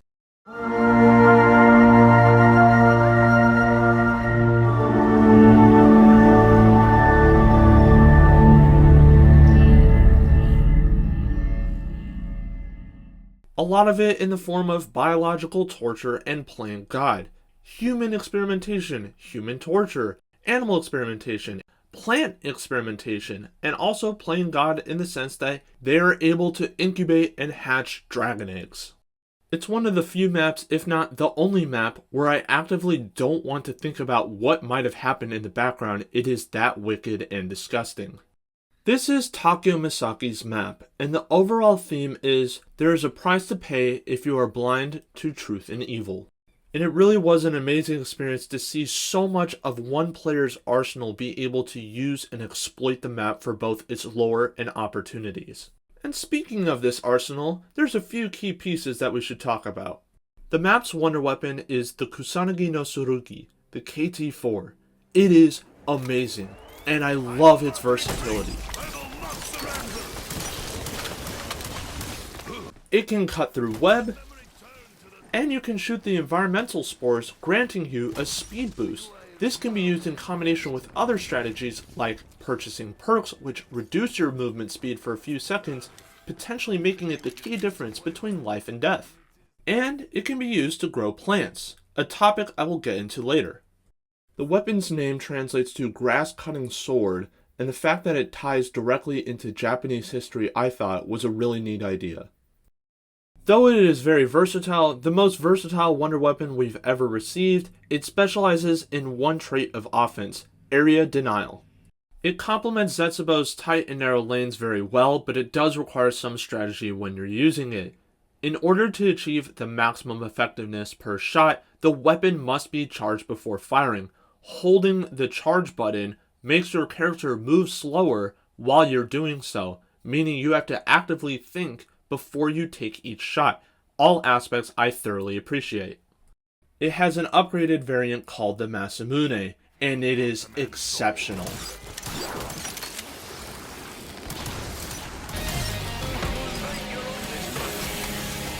I used to fear that sound. I think hell pigs will be more burstable than normal. I want to cover the second major tool before I cover the KT-4's plant growing ability. That is the specialist weapon for this map, the Skull of Nansapwe.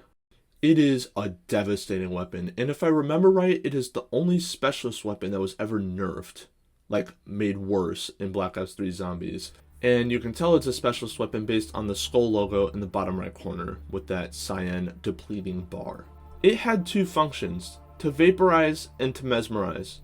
Mesmerizing zombies would hold them in place. Vaporize? Well, you get the picture.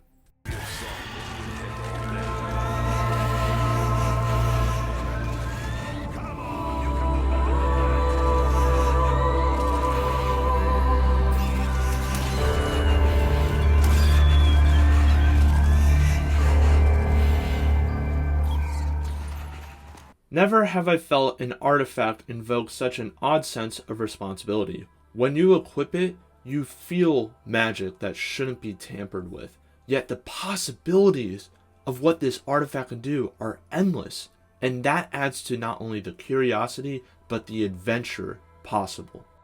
The main non-offensive property that you could do with this skull is mesmerize certain walls of the map. This would reveal hidden side Easter eggs.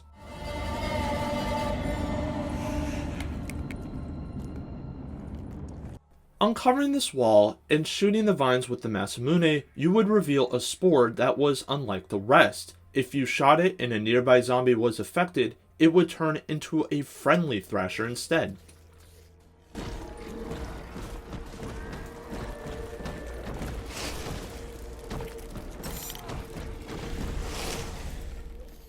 Also, you can mesmerize a spider during the vermin round, and there's a chance that one of them will have a red glowing mist surrounding them. You will have to take the spider and have it drink from the 3 separate elemental pools.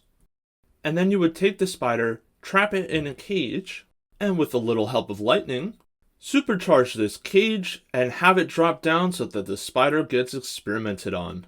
Completing a few tough rounds afterwards would grant you spider bait, allowing you to turn into a spider. I never believed I would live to see weaponized spider.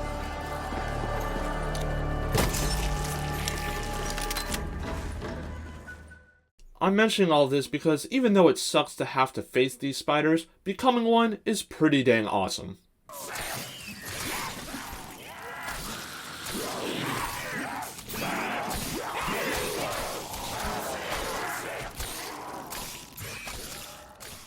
even though all this is super cool, where am I going with this in terms of the overall argument? I have 2 separate Prestige Master accounts on Black Ops 3 Zombies. This is the first time I'm ever doing the Spiderbait quest, and it really should serve as an indication of the quality of content being put into these downloadable maps. And if the content isn't quite up to scratch, we now have a benchmark to compare it to. Zetsubou is clearly a quest-based map, unlike anything we've ever seen before. Power takes time. Pack-a-Punch takes time. There are a lot of literal parts around the map, and you have to run the routes efficiently.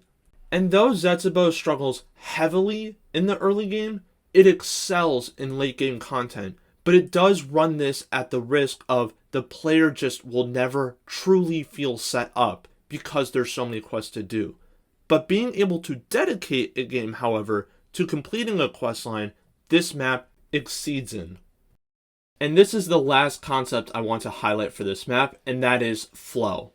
Flow in a zombies map is super important. How well do the early rounds cycle through, and how well can you progress through the late rounds? This is a very niche topic, however, because you're not addressing difficulty, and it depends on the equipment and loadout that you currently have. How well do your equipment and loadout function in terms of if you have to use them, what roles do they serve, and is there any considerations that you must make, like the KT-4 charging up, slowing you down, or maybe a grenade that takes a few seconds to prime. Seconds that might matter depending on how the map plays out. On a general basis, Zetsubou plays very, very slowly in the early rounds, which is not a good thing. You should be able to cycle through early rounds quickly, or if the map is difficult, then those early rounds really count, like with Dead of the Night. But all of this was specific to the Skull of Nansapwe. Equipment-wise, it is a house-clearing machine.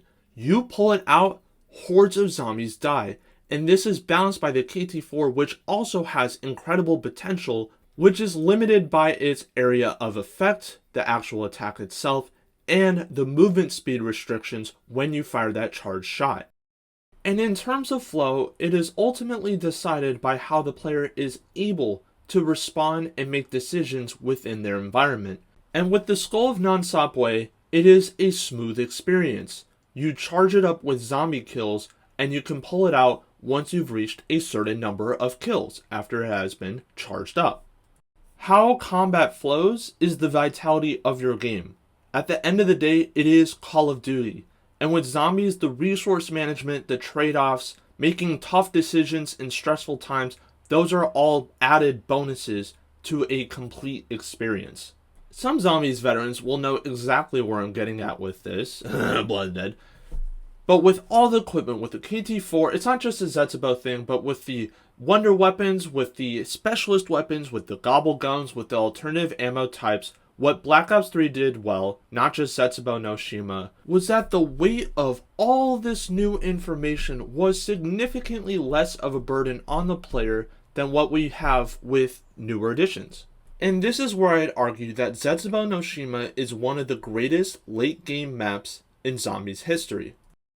This is why I wanted to take a break from talking about the weapons exclusively and start talking about the idea of flow.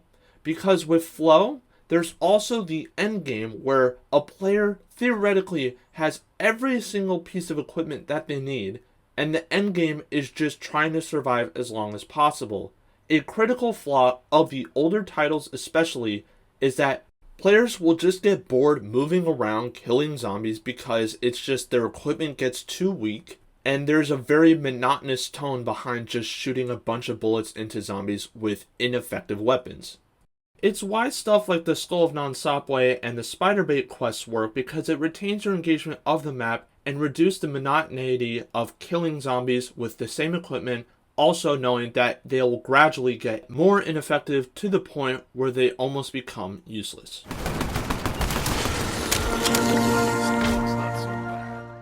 But it's also the reason why stuff like the power lockdowns and the fungal spores outside of water don't work. Because in the late game, The fungal spores, if you cough, you're dead. And in the early game, the underwater sequence just unnecessarily bogs down the time it takes to cycle through the early rounds.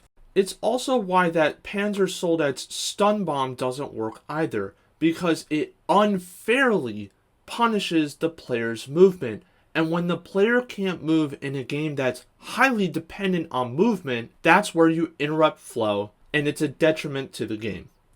Flow is the product of how a player typically engages with a match, and it occurs in 3 stages: early game, middle game, and late game.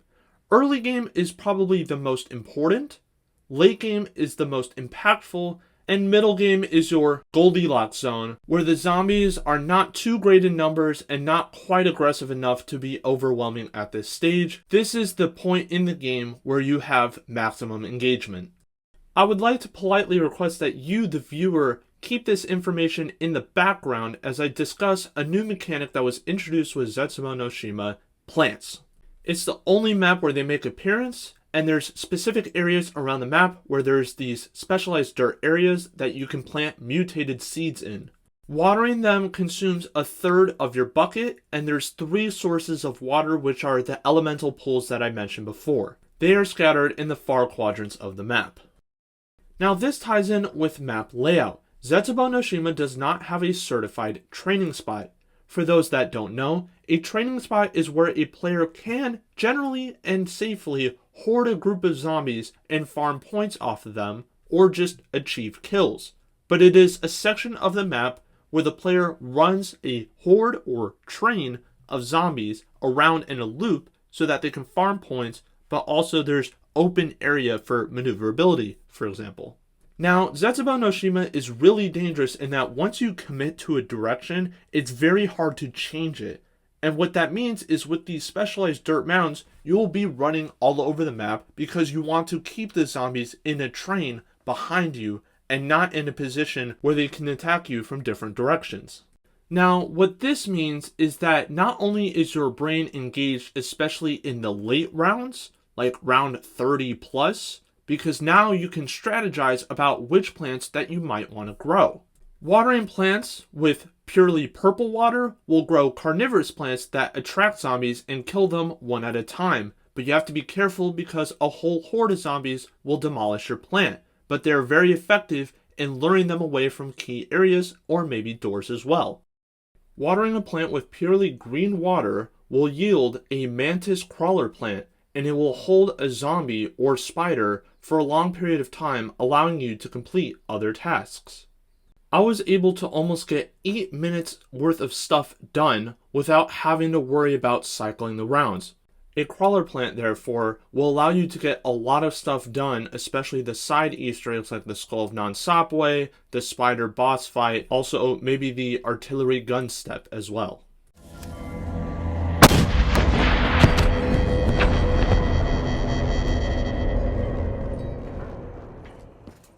And then you had the blue water plant, which would spawn power-ups and weapons. I appreciate plants for what they were because they challenged the player to be aggressive early on, especially with the blue water plants because they spawned power-ups and weapons, meaning you could get a head start. And in the later rounds, they reduced that monotonity of just hours of killing zombies. It does get insanely boring after a certain point. But their properties, power-up plant, crawler plant, carnivorous plant, they each serve their own roles, and it makes each game unique because the player might have different needs at a certain time. And whether you're playing the game or watching someone play the game, that was very interesting to see how they handled plants. And then there were the niche plants, like the fruit plant, which would sometimes grow if you watered a seed once with each different colored water. It had a 50-50 chance of granting you a perk or making your character throw up. Unfortunately, despite growing multiple fruit plants, I was unable to get the perk version.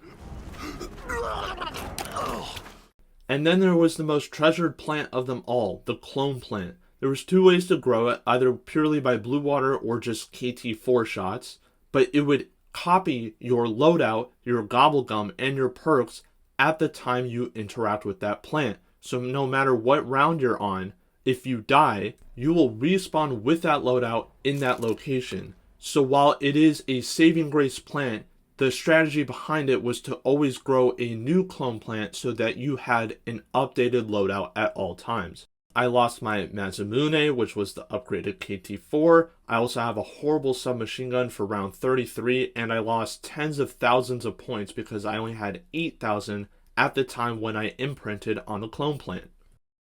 All in all, I found the plant system to be heavily rewarding for players who took the time to understand its intricacies. It took map knowledge, knowing where the water locations were, but also understanding that they were dangerous locations, and you had to maneuver the zombies in a way so that you could safely collect the water and be on your way. And then once again, knowing the right plant for the job. And while I find it unfortunate that not many players ended up engaging with this mechanic to its full extent, I appreciate the developers' intentions of trying to get the player to use the full map instead of favoring certain sections. Zetsubou would end up being a tainted, quirky, yet charming experience. Upon its release, it started off with a lot of bugs, which put a lot of players off, and so even from the start, this map wouldn't get the full appreciation that it probably deserved. It was very, very ambitious in its goals, and it won in some of these and lost in a lot of others. For example, the quests. The basic quests, the main quest, and also the side quests. The basic quests, like turning on power, getting Pack-a-Punch, getting your zombie shield, they all took too long. They took too many points as well. It was too many doors. Then you have the main quest, which was easier, yet was made unnecessarily obscure with some of its steps. One of the steps was that you had to grow an artillery shell out of a plant. Like, the only way someone discovers this is by random chance that they grew the artillery shell. And the most controversial step of them all was that one of the steps required a use of a certain gobble gum called Anywhere But Here, which teleports you to a random location on the map. But the fact that you needed a gobble gum at all was actually a really stupid idea. But you get to discover that the map included dragon eggs, which was pretty cool to see. But then the side Easter eggs are really, really, really cool, and it sucks that the basic quest and the main quest lacking in certain areas overshadows these side quests. You had the spider bait, which allowed you to be a spider. And then you had the golden bucket Easter egg, which could be completed after you had grown each type of plant at least once. It was an unlimited water supply for the type of water you were carrying, and it would help you water multiple plants within a round much more efficiently. And then you also had all the stuff that the Skull of Non-Stopway could do, including the Friendly Thrasher Easter egg. The problem though is that these side quests are more suited toward higher round games, like rounds 30 to 50, and they're also quite demanding, so not everyone will be able to achieve them. And then on top of that, the average game lasts between 15 to 25 rounds, so a lot of players just won't be able to get to them within a single game, and therefore they go underappreciated. But the overall environment, how it responds to you, and the atmosphere is one of the best in the series.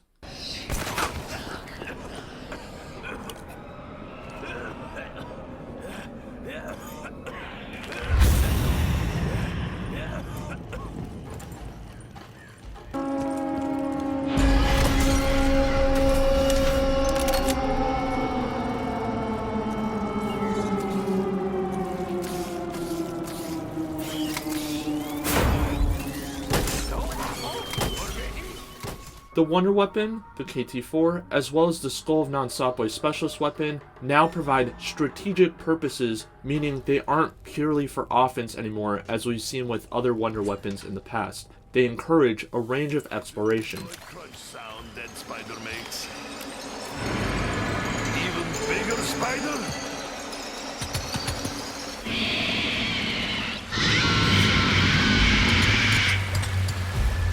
This Queen Spider mini boss fight is straight up awesome. Visually, she's terrifying and looks great. Sound design is really punchy. Her limbs have some real weight behind it, and I also especially appreciate how they have like resistance. It feels authentic to how a spider might actually behave. And the rewards you get upon her defeat are also super important for the map. You have her tooth, which is needed for the Masamune upgrade. You also get the Origins of Widow's Wine, which is a new perk introduced with Black Ops 3. You have its lore explained, and if you have a free perk slot, you can just straight up drink free Widow's Wine, which is near an S tier perk. And out of the 3 crew members that you kill, Tank Dempsey, Takeo Misaki, and Nikolai Belinsky, Takeo's demise is the most tragic and impactful in my opinion. His story of how he's a noble warrior trying to follow his emperor's orders only to be betrayed is really, really sad. And also, I really cherish the amount of character development that he goes through just in this one cutscene alone. You have years of development, but this scene changes basically everything, and I freaking love the writing, man. And it's actually just such a shame that this map has so many good elements, but they're completely overshadowed by its fair share of problems. It was incredibly buggy at launch, which I missed. A lot of players felt that the starting process required the use of rare gobblegums or limited gobblegums, which not everyone wants to use. The setup was too long, was too expensive, but the late game opportunities and flow, it's one of the top maps out there for that. And the way it tries to encourage you to utilize the full map, I haven't really experienced since Origins and Mob of the Dead. But unfortunately, with its fair share of problems and the fact that it was overly ambitious, meant that it would be a map that trudged through mud so the other maps could run. So thank you, Zetsubou no Shima, for being a unique change of pace. It is a one-of-a-kind map, absolutely horrifying. The environment is great, the sound design is creepy, it's beautiful, tragic, and horrifying all at the same time, and the late game opportunities, as well as gameplay in general, ranks among the best. And then you have Gorod Krovi.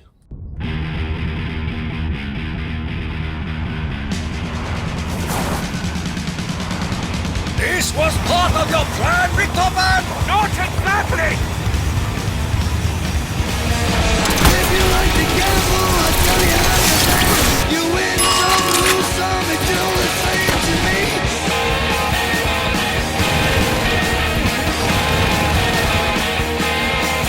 The pleasure is to blame. Ain't no difference what you say. I don't say greed. The only gun I need is the ace of spades. The ace of spades. Playing for the high road, dancing with the devil.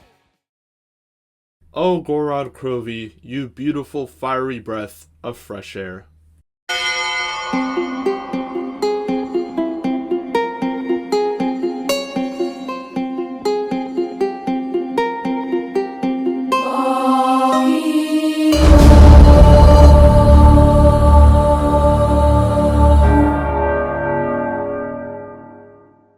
It all boils down to release timing, but this map is the epitome of the Black Ops 3 experience.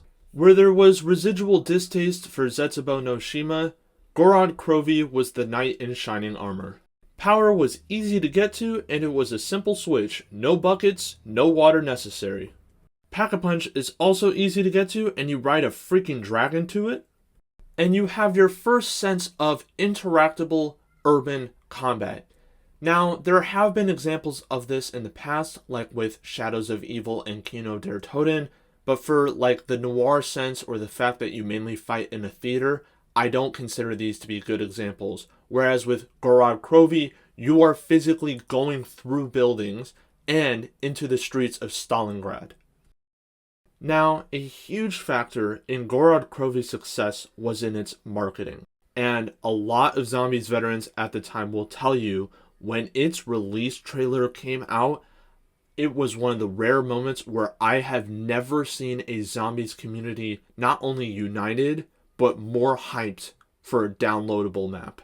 I really wish I could show you the release trailer, but because I'm not reacting to it, it's not fair use, and I can't show it unfortunately. But it featured everything. It featured the power, how it was going to be turned on, it featured the Pack-a-Punch, it featured dragons, dragon shields, the Raygun Mark III, which is a map unique variant, and also the PPSH.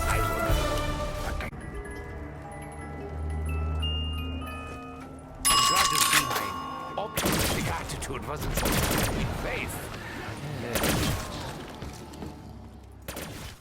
I think everyone and their mother lost their minds when they saw that the PPSH was going to be in the mystery box. And I know exactly how it unfolded. As soon as they saw it, it's the PPSH! I cannot begin to tell you how loved the PPSH is since World at War. Oh my goodness, what a weapon. But it was so good to see it again. It's been so many years.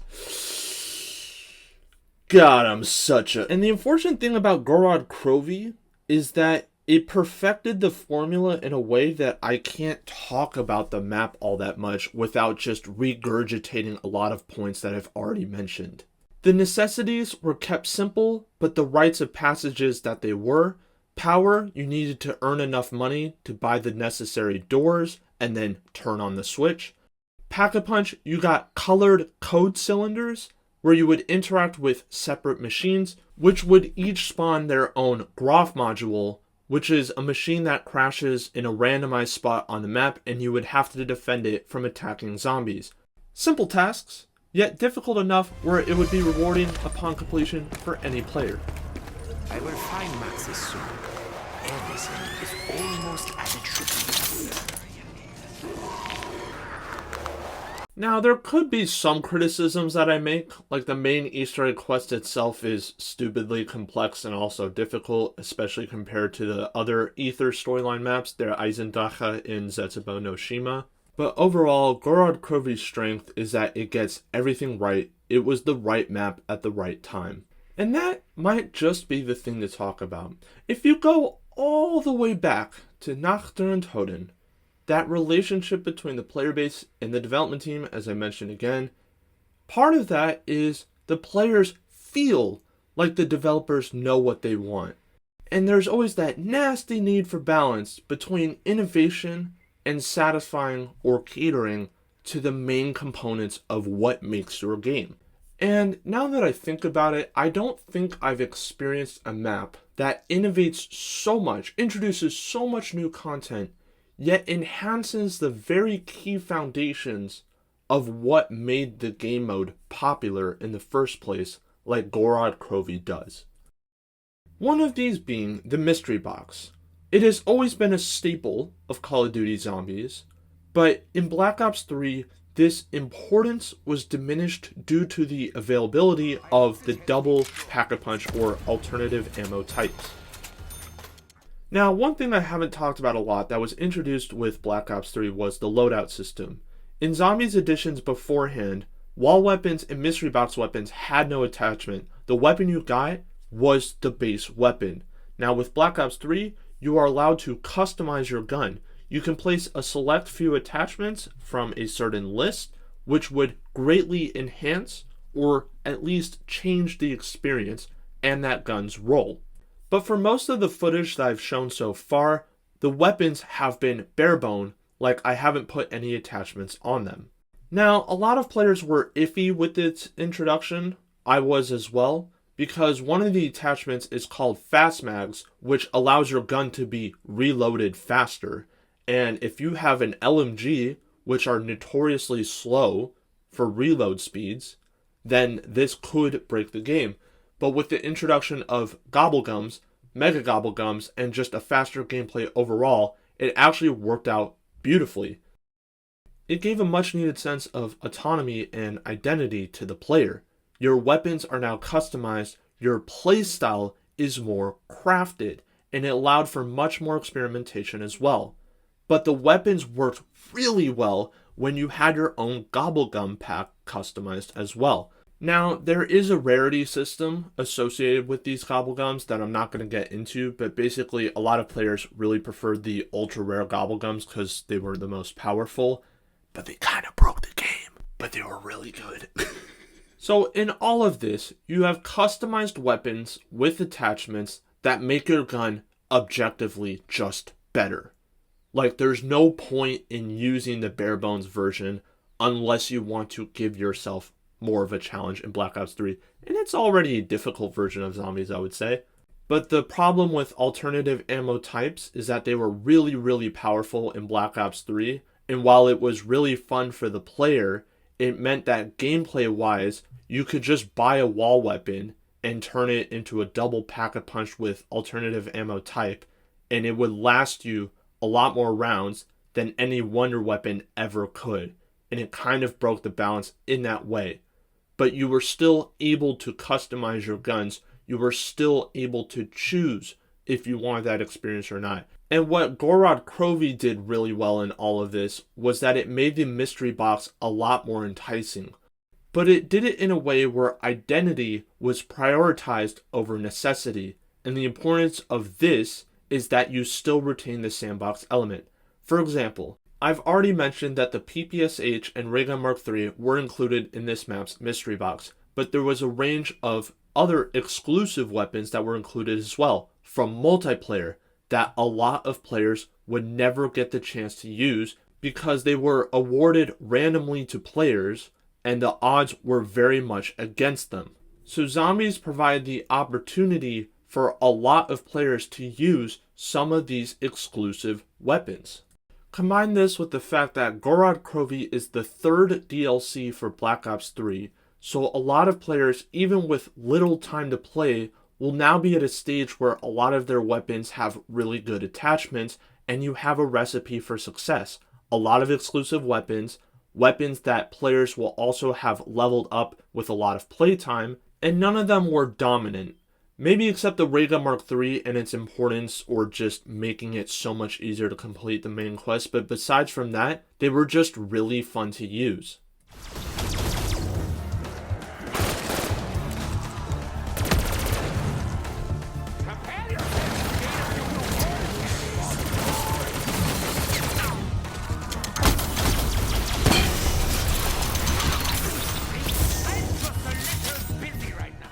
Then you have the basic stuff like the Guard of Fafnir, which is the shield for Gorod Krovi. It's the best it's ever been. A dragon shield made of dragon skulls, and it shoots a fiery blast when you equip it. And if you use it enough, in addition to some other things, you can upgrade it by placing it in dragon intestines, and out pops the Tiamat's Maw with increased health and a fiery blast that does even more damage.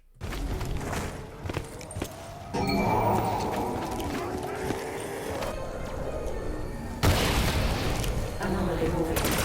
Return to Dragon. Module is being attacked. It's a meaningful switch because at the start of the franchise with World at War, you had nothing at all. Nothing at all. And then it wasn't until 4 years later, 2 Treyarch games later, with Black Ops 2, where you finally get a zombie shield. You can find parts around the map which encourage the player to explore the map for these parts, where you then could build a shield, which protects you from all attacks from behind for a limited number of hits. And its introduction did not come without its share of controversy, particularly along the lines of player balance. Disgruntled veterans felt that the shield was yet another get-out-jail-free card, meaning that less experienced players would be rewarded for bad movement and bad habits. So simply, get good. While said newer players argued that the shield was necessary to combat the increased aggressiveness of the zombies' AI. Especially from when we talk about Black Ops 3, where the AI even had to be tweaked, a first for the franchise. But I want to introduce a different perspective here. Not a new one, this has certainly been thought about before, just a different one. I argue that the shield provides even more strategic opportunity than if it didn't exist at all. And what I mean by this is that it is a physical barrier between you and the zombies. And you can kind of see what I've been doing with it here is when this mangler has been attacking me with his cannon blast, I have been turning my player around 180 so that the shield on my back absorbs all the damage. And you can use it in really clever ways. Like if you drink a perk, knowing that a horde of zombies is behind you and you'll be slowed by the drinking animation, well, now you can just turn your character so that your back as you walk by is facing the zombies. Your shield takes all the damage and you minimize the consequence of the trade-off. But that is you being rewarded for your strategy and using the parts and resources in the world rather than exploiting something, which is the key difference here. You'll see in this situation that I've been using the shield to position myself so that the Mangler's Cannon Blast absorb most of the damage, but there's also been zombies that have gone close to me, so I put the shield in front of me. There was also the Dragon Fire environmental hazard, so I've had to equip the shield so I don't get burned while being in that area. So now I ask you, the viewer, there is no right or wrong here, but was this shield simply a get out of jail free card considering how much damage I took, and at the end of this Mangler step I went down twice because of how many zombies there were? Or was it engaging to see me try and take an unwinnable situation, or at the very least a very threatening situation, and maximize the benefit of my arsenal? I'm going to infer that most of you will agree with the sentiment of the latter, because realistically, without a shield in that situation, it's game over, man. And while I was trying to position myself so that the shield would take most of the damage, this meant I survived for longer. But I survived for longer in a very dangerous situation. And it's the collection of dangerous experiences and how a player handles them that makes the heart of zombies. Because when they're about to land a figurative bus driver uppercut on you, it is the ultimate example of ball don't lie. You cannot strategize anymore. You are running on figurative adrenaline, and now you have to fight for your life. Every second counts, potentially milliseconds even, and so this is where a semblance of a player's actual skill can be defined. And this is why I appreciate the inclusion of a shield within Black Ops Zombies, because its offensive and defensive properties are quite exciting. But I feel it's yet another example of a core zombies concept that Zombies has introduced that Gorod Krovi has mastered, because there are three main elements. The shield protects from damage, you can use it to defend yourself or survive in Dragon's Fire, where the enemy dragon sometimes burns certain areas of the map, and then you also have that fiery shield blast. I appreciated that the dragon breathing fire in certain areas forced your hand and forced you to use the shield. It encouraged you to find its parts, explore the map, but also learn the map so you know which areas of the map that the dragon would burn. But it was sometimes a get out of jail free card, but it was fun because you pulled out the shield, you blasted the zombies, boom, whole horde cleared, danger averted. And sometimes that is fun. And you can also use the shield in a sense where, oh, I see a horde approaching. I don't want to have to use my gun to kill all of them, so in an Indiana Jones sword guy versus gun situation, pull out the shield, boom, they're all dead. And considering the unrelenting circumstances in which you find yourself in this world, sometimes if you're in a comfortable position, it's just fun to be lazy, pull out that shield, and go boom.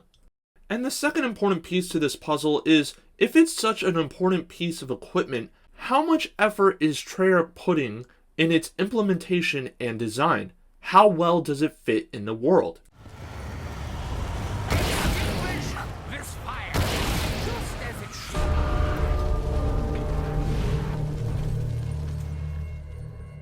If you haven't noticed already, Gorod Krovi has a lot of detail and love put into it.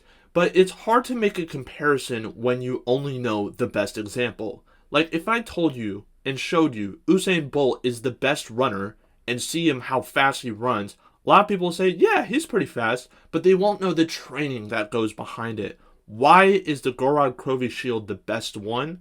Because it complements the offensive and defensive strategies within zombies the best. Just to quickly recap, shields were very basic back in the day. You had to collect 3 parts to build a shield, and each of these parts had 3 possible locations, meaning on any given map you had 9 shield part locations to remember. Then there were dedicated locations called crafting workstations where you could build something like the shield. And what made them so great were how they were visually distinctive from the other maps' shields. The Origin shield, for example, has the Origin robot faceplate and really dives deep into the steampunk theme within the map. And while the basic shields really shine defensively, so most players kept it on their back, you could equip it from the front and have it as a last resort offensive option. And whilst this was very stimulating to use, it also meant that your shield received a lot of damage as well. So that basic concept of trade-offs was being thoroughly engaged once again.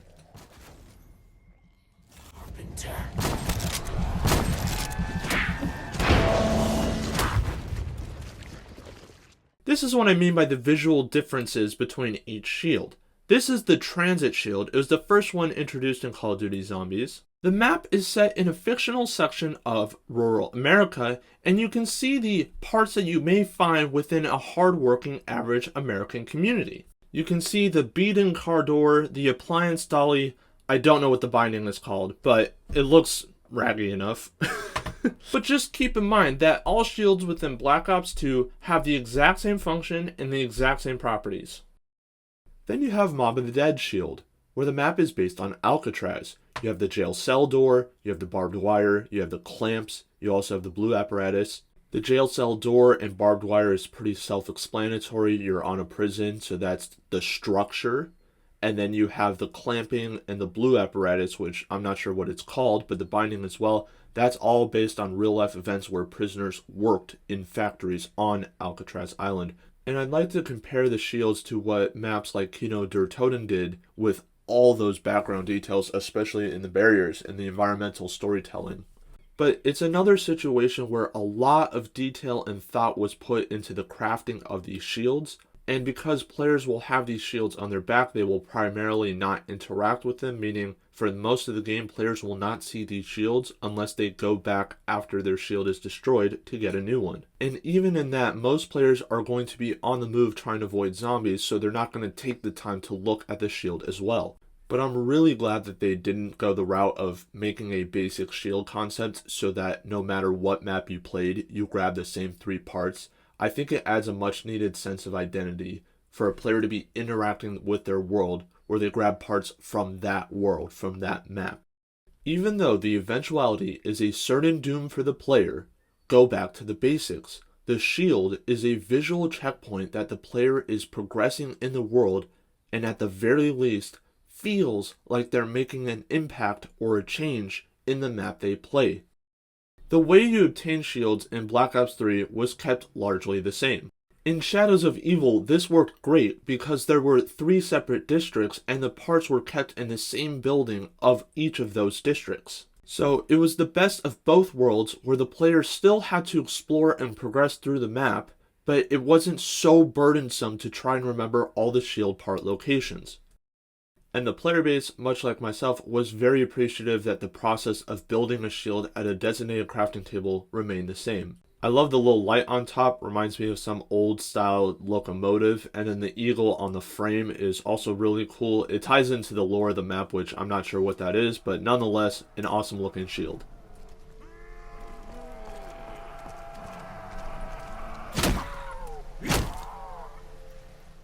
The bashing returns, but those with a keen eye for details will have noticed in the bottom right of the screen that the shield is actually called the rocket shield instead of the zombie shield. Well, if you equip it and use its special ability, you will see that it does a burst dash forward, killing almost anything in its path.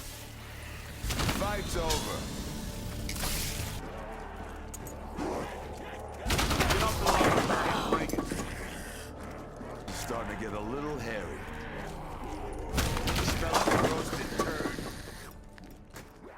The burst dash was cool because it killed almost anything in your path, but it was one of those trade-off decisions yet again because the shield would slow down at the end and your back was left unprotected, so it meant that you had to use that burst dash really strategically.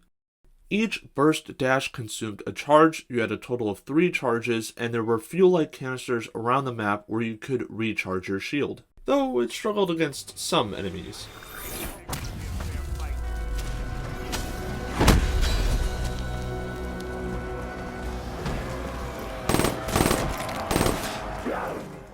All in all, the shield's burst dash burst was a semi-cool get out of jail free card, but the shield's concept overall complemented Shadows of Evil very well. Visually, it fit with the map, take a shot every time I say that, but the narrow lane environment meant that a player who understood the map and the timing of when to use a burst dash attack meant that when they utilized this feature, the shield ends at the opening of one of these lanes with the guardrails or other physical barriers at the player's sides, meaning no zombies can get around. They might be able to still sneak up behind, but they can't get around in that few seconds of time.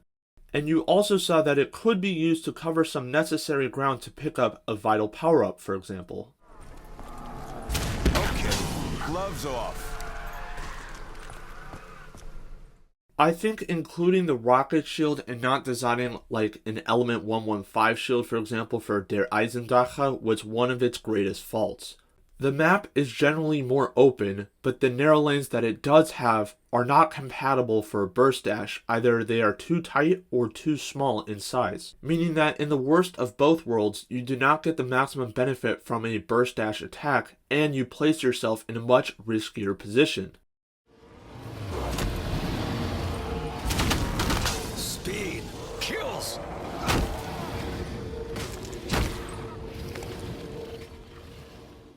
Notice how it took me multiple dash attacks as well as shield bashes just to clear that simple area. If there were a lot more zombies, I would have been screwed. It doesn't make sense thematically either. Why is a 1930s noir shield in a German science facility? And the coolest thing that you probably could have done with it, use the burst dash attack in the zero gravity room. You can't do that because it defaults to the manual shield bashing when you're in the air. So then there's no real reason to have your shield equipped at the front because it just places you in a more dangerous position. You are just going out of your way to use the shield bash attack if you want to use it in the zero gravity room. Rain of destruction. Pain is fleeting. Your suffering is not.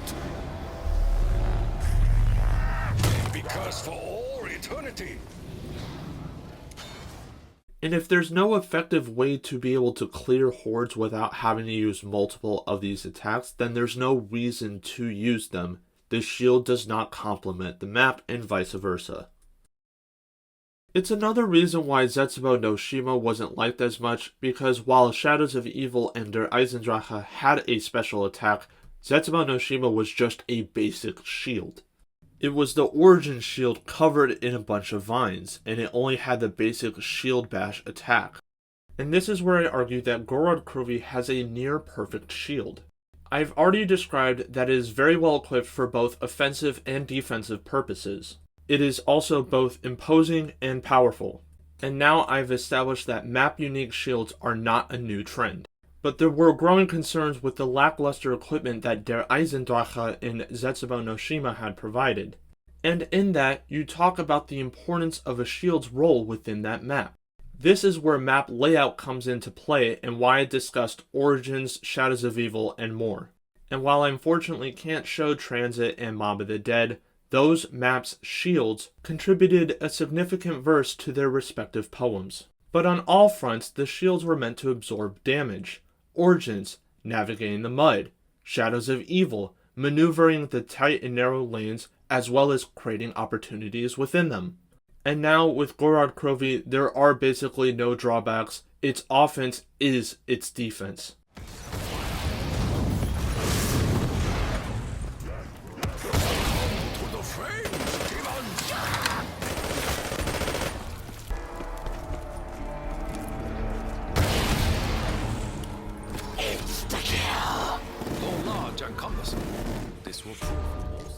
But as you can see, there's figuratively no situation where the shield isn't a viable option. You can shoot it down a hallway, you can shoot it down an open space, and it will decimate a zombie population.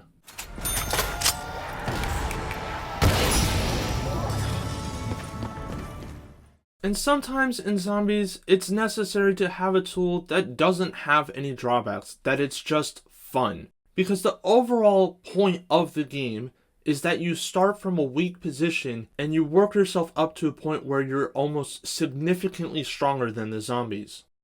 But of course, where you are powerful in one area, there must be a check or a balance in the other. And that's where Gorod Krovi's special enemy comes in, the Mangler. The Mangler is an armored, mechanized Soviet soldier with a blaster on his right arm and a claw on the left. He is tanky, quick, and if he catches you off guard, he can be very devastating at times. The fun and heavy annoyance in fighting the Mangler is that he is a disruptor agent, a significant chess piece on the board. If you are training a horde of zombies where speed and precision is of the essence, his blaster cannon shot will incapacitate them and put them on the floor, and it can put you in a very, very dangerous position once they get up, and this can very much change the odds in an instant.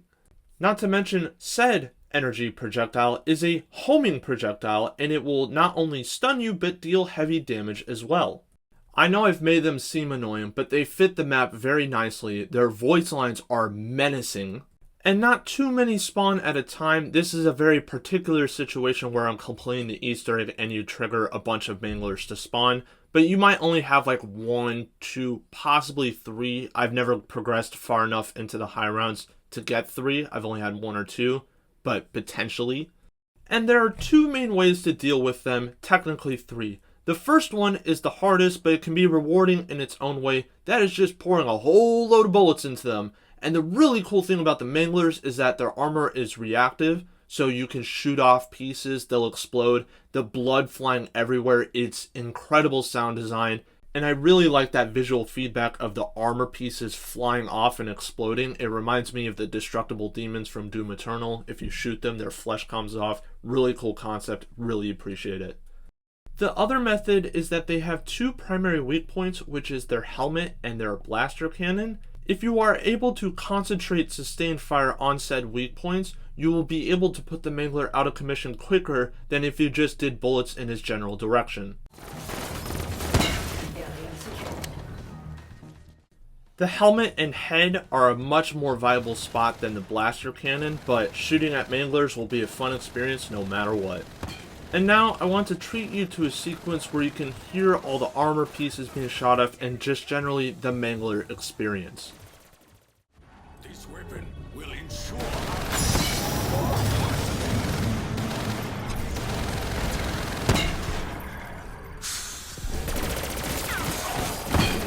failure was your death sentence. His protection.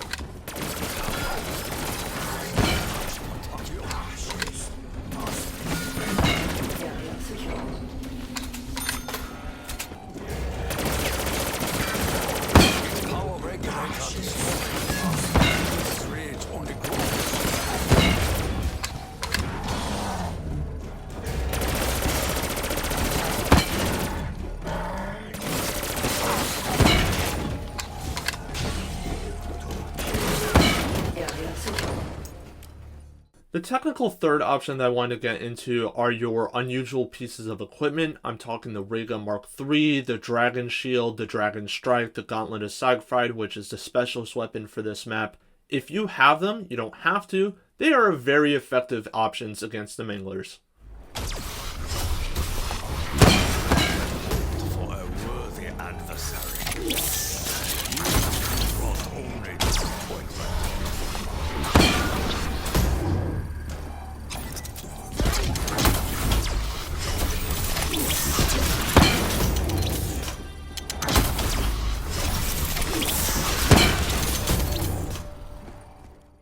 I would conclude that manglers are well-designed enemies. They have weak points that the players can target if they wish, meaning a player is rewarded for accurate sustained fire in certain locations of the body. Or if you were a player who was aggressive and got really good weapons early and Pack-a-Punch, you can just unload those bullets and the manglers will die relatively quickly anyways, so you feel like a boss in that moment. Also good, rewarding design. In terms of their qualities, their armor is awesome. They fit with the theme of the map being old Soviet soldiers. Their voice lines, you can feel that bass in your bones. So good, so threatening. And the way that they make the player prioritize either them or their general horde that they're training, I think was a really good idea for this map because of the really good equipment that you can get with the specialist weapon, with the shield, Raygun Mark III, and so. My main problem with manglers, and this is feelings rather than fact, I don't know if anyone else agrees with me, is that they're quite inconsistent and always inconvenient. What I mean by this is that sometimes my bullet weapons will completely annihilate them at times, and other times be also pea shooters and take 5 seconds to shoot through all their armor. And it's incredible. Despite having scheduled spawns that whenever I'm close to death, I am guaranteed to have a mangler or 2 spawn. It is disgustingly consistent in that department. There was a second enemy introduced to Gorod Krovi that replaced the Vermin rounds, and those were the Valkyrie drones. They, like the Mangler, prioritize the player in disabling their weak points and also prioritizing them. But the key difference between the Manglers being enjoyable and the Valkyrie drones not so much is how much they disrupted the flow of the game. Valkyrie drones inbound. The voice with which it speaks. Why does it sound so familiar?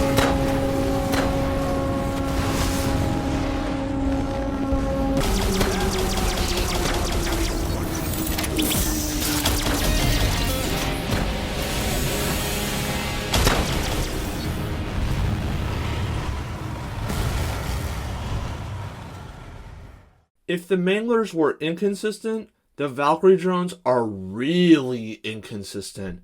I would like to classify them as armored spiders. On their own, they're not very threatening, but they really like to hide in the back of the map, even on their own Vermin round.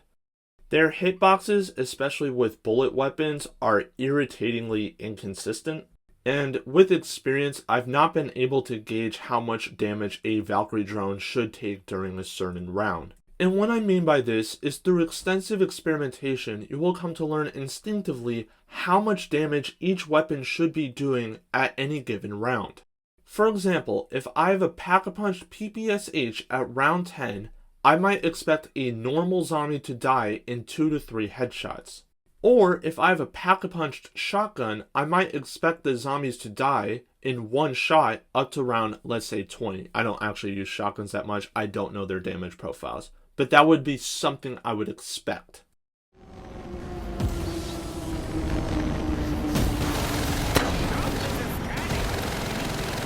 I would be useless anyway.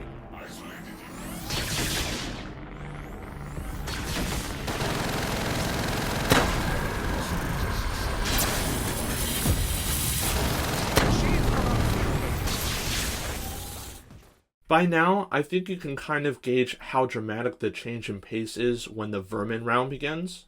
And their hitboxes and HP, or health. Even the MG42, which is not only a trap, but a high fire rate LMG, struggles to connect bullets with them. There were two main errors committed here. One, you're not teaching the player anything new. All the good areas of combat were specified with the Mangler.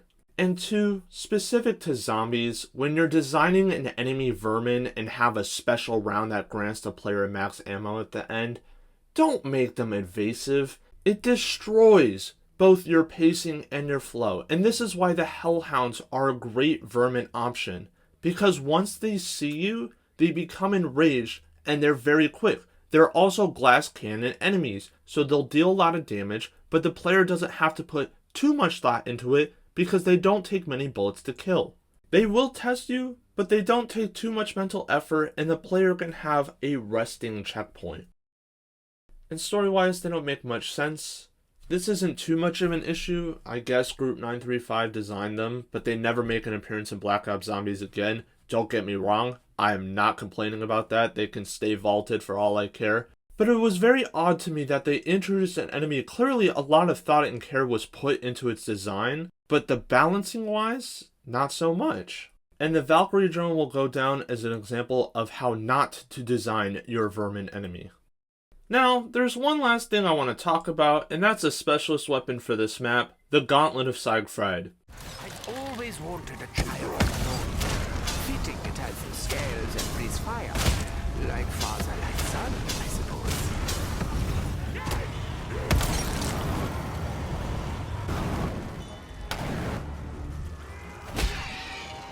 Let's them burn, little dragon. Let's them burn or die. I know how it feels to be punched in the face. Now so do you. It's a very potent weapon, but it's also a very personally touching weapon because you get to grow and hatch your own dragon. First, you collect its egg.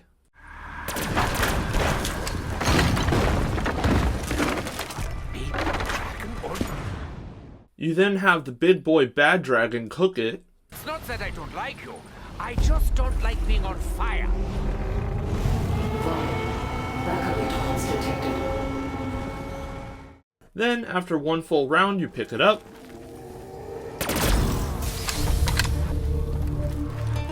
Then you have to complete a set of challenges like kill napalm zombies, get collateral kills, and then melee kills. This is where I think the Gauntlet of Siegfried quest suffers, because killing napalm zombies requires that the dragon blasts a certain area with fire, and even though you can influence it by sitting in certain areas for an extended period of time, it's something that ultimately happens by chance. Not even the heat of the dragon's fire. I believe you were destined to burn! Then the next challenge is getting multi-kills with single bullets. And while it's not inherently difficult, I don't like this challenge because it might make a player change the way they play by using certain weapons like the M8A7 or a sniper rifle like the Drakon. And I argue that it goes against the core philosophy. Within the base restrictions, let the players play how they want to play. Zombies is a sandbox experience. Don't make them use certain weapons. And the last challenge is to get a certain number of melee kills, which is a good challenge because any player can do it, despite it being technically the most difficult kill you can achieve, and it rewards aggressive players for obtaining the Bowie knife or building the shield. And then the last phase, after having completed all of the challenges, is a lockdown step where you are confined to a certain area and you have to kill an amount of zombies and Valkyrie drones. Wait another full round and collect your egg back at the hatchery. But at this point, you are probably 30 minutes into your game. It is a long, investing quest line. But then again, your reward is the Gauntlet of Siegfried. The weapon itself is actually multiple weapons in one. You have a dragon that rests on your wrist, which can bite zombies, also burn them. And if you decide to let the dragon go, you can then punch zombies in a burst dash manner, very similar to the rocket shield, and that little baby dragon will be flying around accompanying you, also shooting fireballs which explode at the zombies. All in all, super cool weapon. And why do I mention all of this? Well, because you're growing a baby dragon and you're using it as a weapon. This is clearly a passion project. It is so cool. And if I'm getting ingratiated into all this, then so are you.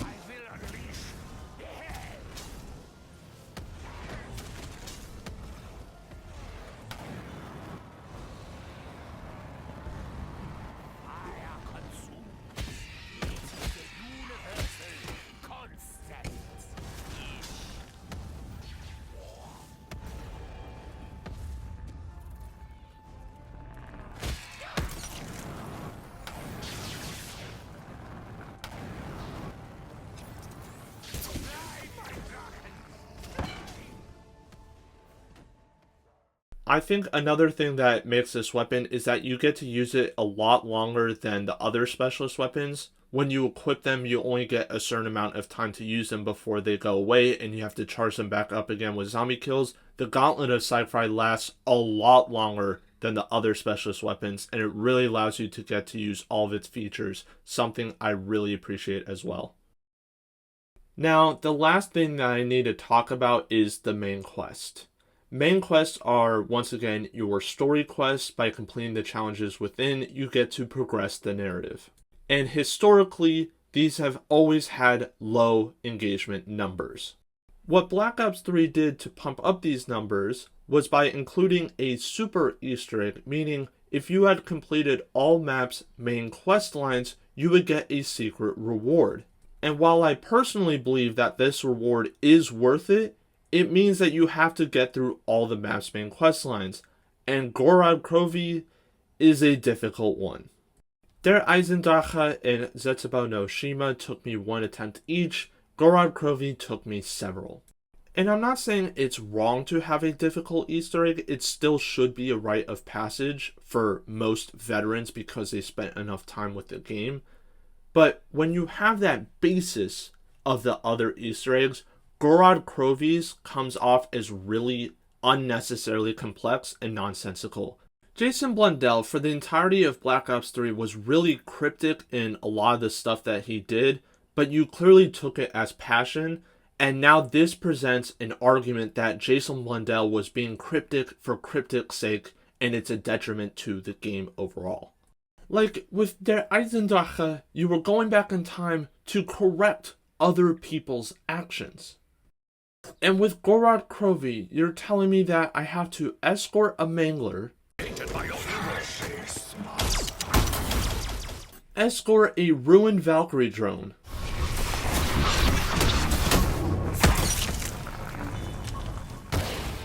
play hide and seek by searching for someone's soul and shooting it,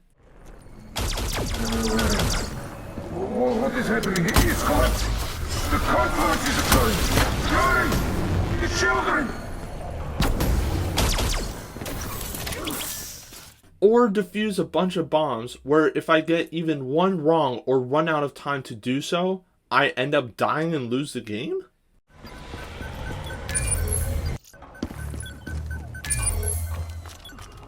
All of this just to prove my worth so I can deliver a power core to a boss I will eventually end up killing?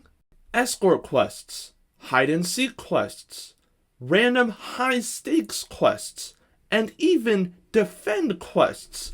Some of the most hated types of quest lines in video games. And they are all featured in high intensity situations on one map. Ridiculous.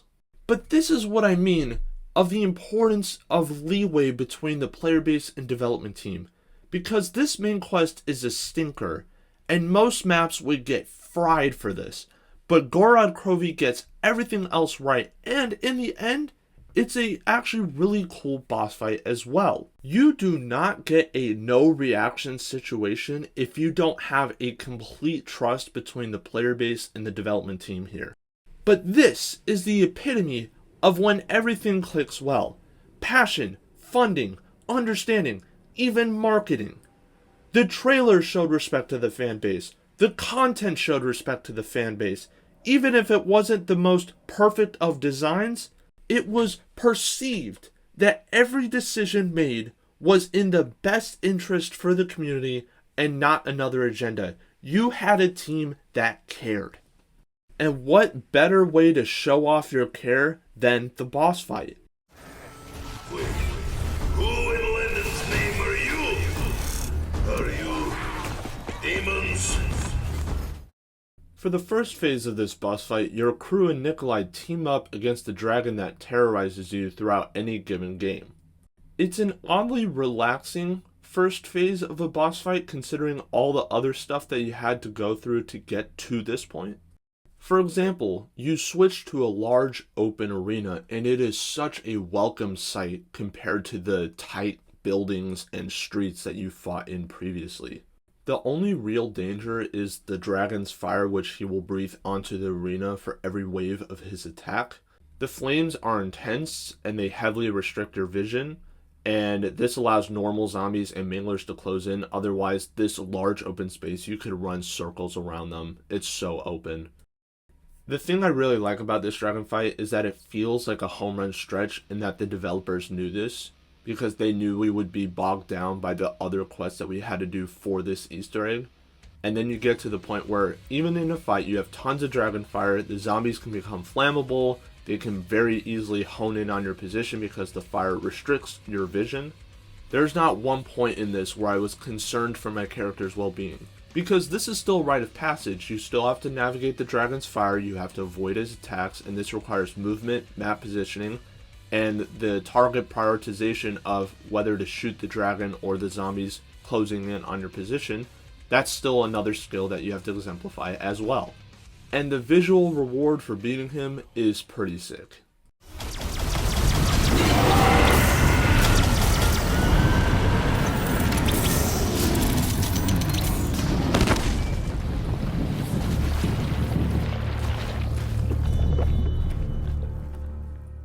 And then gear up for phase 2. A true Russian never surrenders. You will be father for my minigun. That's right. For the second phase of this boss fight, you have to fight Nikolai, in a mechanized suit, all the while the Soviet anthem plays on a gramophone in the background. Beautiful stuff. And I do enjoy this phase, but at this point in the game, I'm not a speedrunner. I don't do Easter eggs all that much. I only did it out of necessity. This fight is so random. I have no idea what attacks are happening, what's going on. He uses the miniguns, he deploys drones, he tries and jumps on you. I do not understand at all. Like, I've done this Easter egg before. I came in sort of knowing what's happening, and I think I've come out more confused than I was when I first did this Easter egg back in, I think it was like 2016. Kind of crazy. And as you can see, the certain gobblegums that have come out through the later DLCs, this is self-medication. Like, it is saving my butt here. I'm so tired at this point after doing all the challenges from before, doing the dragon fight, and now you would have to fight Nikolai. Oh my goodness, yeah, I'm just completely weak here. I'm like, my mind is, I have no idea what's going on. But it is a fun fight in the sense that there's a lot of strategy involved. I didn't even realize that there was max ammos in the middle. So I was very unprepared for this fight. But there's a good line between a good player and myself. Because I don't do these much, I'm not very prepared in that manner.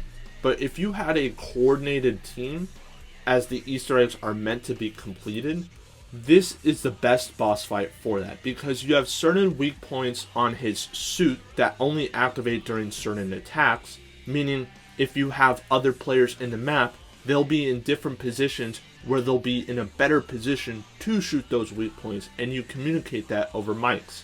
Me being solo, not knowing his attacks, I'm just trying to figure out what the heck I'm supposed to do. I'm shooting at weak points, not weak points. I'm just shooting the suit with the Ray Gun Mark III, hoping the explosive splash damage damages him somehow.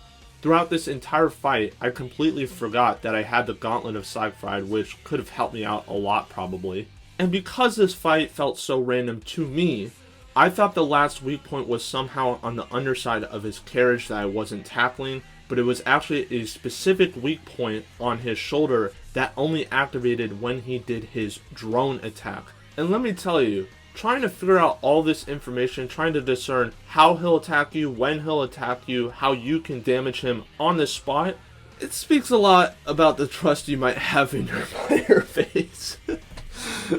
But no, it's a fun fight, it's a random fight, and I think it'd be its most enjoyable after multiple playthroughs. But it's a very, very tiring Easter egg. But to commit all this effort, to know that it will be eventually a bittersweet ending, you get one of the most rewarding cutscenes, personally my favorite out of Black Ops 3.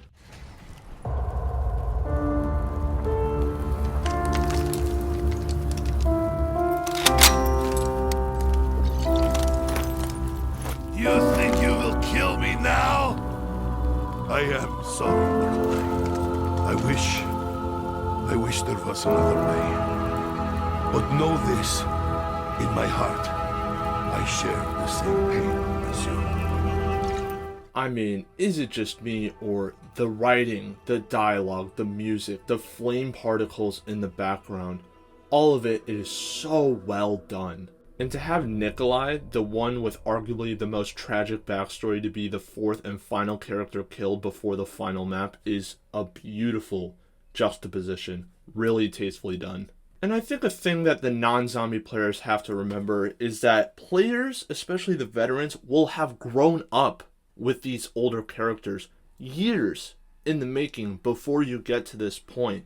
So killing them off is playing a note to the heart. It is tugging on your soul.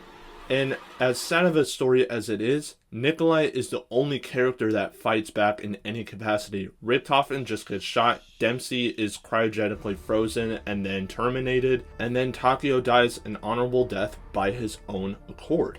Always a fighter to the end, but I really appreciate from the developers that not one single fleeting moment is there a loss in the gravity of the situation. And then in one last touching moment, a final portal opens and Richtofen activates the summoning key, releasing 3 of the 4 souls that you've collected thus far. This is where you might think that the cutscene will end, but oh, you'd be so wrong.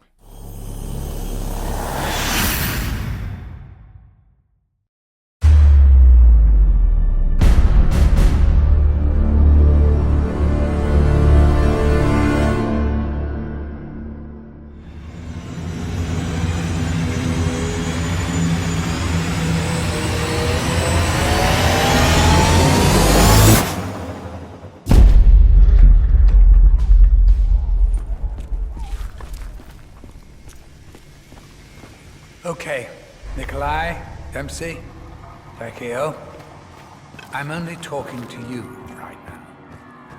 Richthofen, you can't hear me, you see.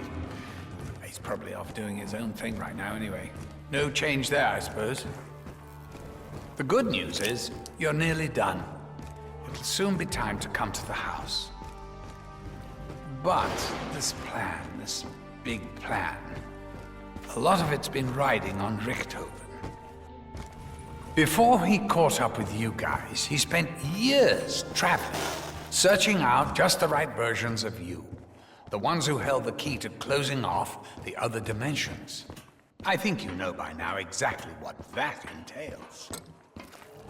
Point is, he's kind of surplus to requirements these days. He's been in the house for ages, but don't tell him. Anyway, it all makes sense when you get here. You'll see. Honestly, it's going to be fine. Oh, shit. I completely forgot to introduce myself. Oh, sorry. I'm Dr. Monty. Hello. So nice to see you all. For all the oldies out there, yes, that is the voice of one Malcolm McDowell, a fantastic yet random ass choice to play Dr. Monty, who is the equivalent of God in this universe. And to conclude such a fantastic cutscene, you have Nikolai's form of closure, you have the teaser for Revelations, which has Writing of the Ancients, which comes from Origins, and then you have the introduction of Dr. Monty, who you realize has been watching over you the entire time. Any form of help, power-ups, perk machines, and gobblegums, he was responsible for. And with those, you now have one last fight ahead of you, one epic conclusion in Revelations. And with the roster of maps that have preceded it, there was no doubt in the development team, and you had an excited player base ready for a conclusion. Take a metaphorical seesaw, where you have innovation on one side and a need to retain the fundamentals on the other side, where you have the zombies development team acting as your fulcrum. And then Gorod Krovi enters the playground and asks, why is there a seesaw at all? I've said it once before and I'll say it again. I have yet to see a map that blends innovation and the fundamentals as well as Gorod Krovi does. And it achieved this in 2 main ways, timing and intention. This map could not have been released at a better time, and the marketing for it was textbook. At this point in time, before its release, you have a few great maps in Shadows of Evil and Der Eisendrache. Even these maps introduced their own complexities that not every player agreed with or wanted to participate in, the blood and pack-punch rituals and the upgradable elemental bows, respectively. And this is where Gorod Krovi comes in and asks, why is there a seesaw at all? You get the beauty of Black Ops 3's complexity and the other quests, like the Gauntlet of Siegfried and the Dragonstrike controller, but these are not necessary, and the casual experience is prioritized. It's a difficult map, but it is quite easy to establish a good position in it, and there are many great things like the mystery box, which are given importance once again. Included with it are a set of exciting new map-exclusive weapons that are very fun to use, but they are also once again not necessary to have a complete experience. And in this experience are consolidated processes. Power is very easy to turn on, Pack-a-Punch is easy to unlock, and is simple to unlock for any player. No guides online required. But this is why I talk about the timing of this map's release. because you have complex maps in Shadows of Evil, Der Eisendrache, and exacerbated by Zetsubo no Shima. You have a loss in confidence from the player base that things will return to simplicity once again. And that call would eventually be answered with the release of this map. Key equipment like the shield were given better abilities and a greater sense of strategic importance. They had a new established sense of identity. But even with all these absurd concepts present, dragons, robotics, a mechanized Soviet army, all of it is still a simple experience. You go in, you buy a few doors, you can get a few key guns, and you're a happy player. All of this done in 20 minutes. Just watch out for the occasional dragon fire.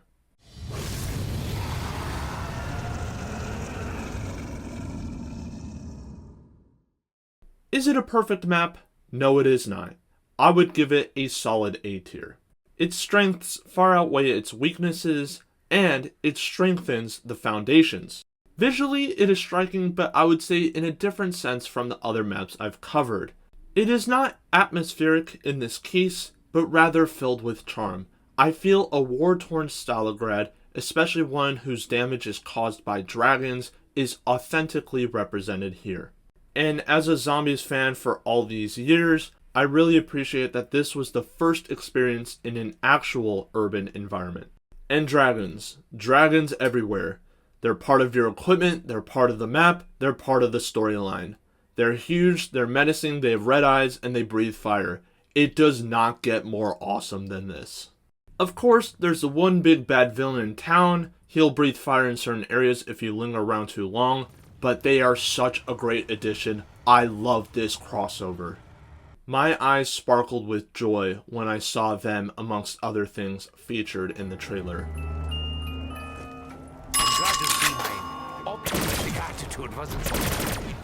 But that's what this map does so effectively. It emanates charm. From its wonder weapons, from its music like the round stingers. The round stingers are not harsh, but they're a smoothing, bittersweet experience.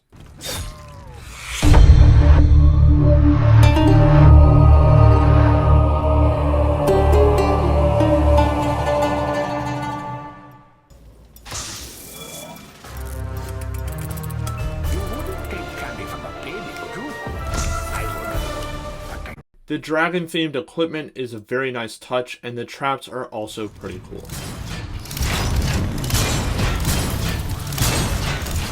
You do have some faults, like with the special enemy Valkyrie drone, but a few tweaks could turn it into a good enemy. It's just not happening.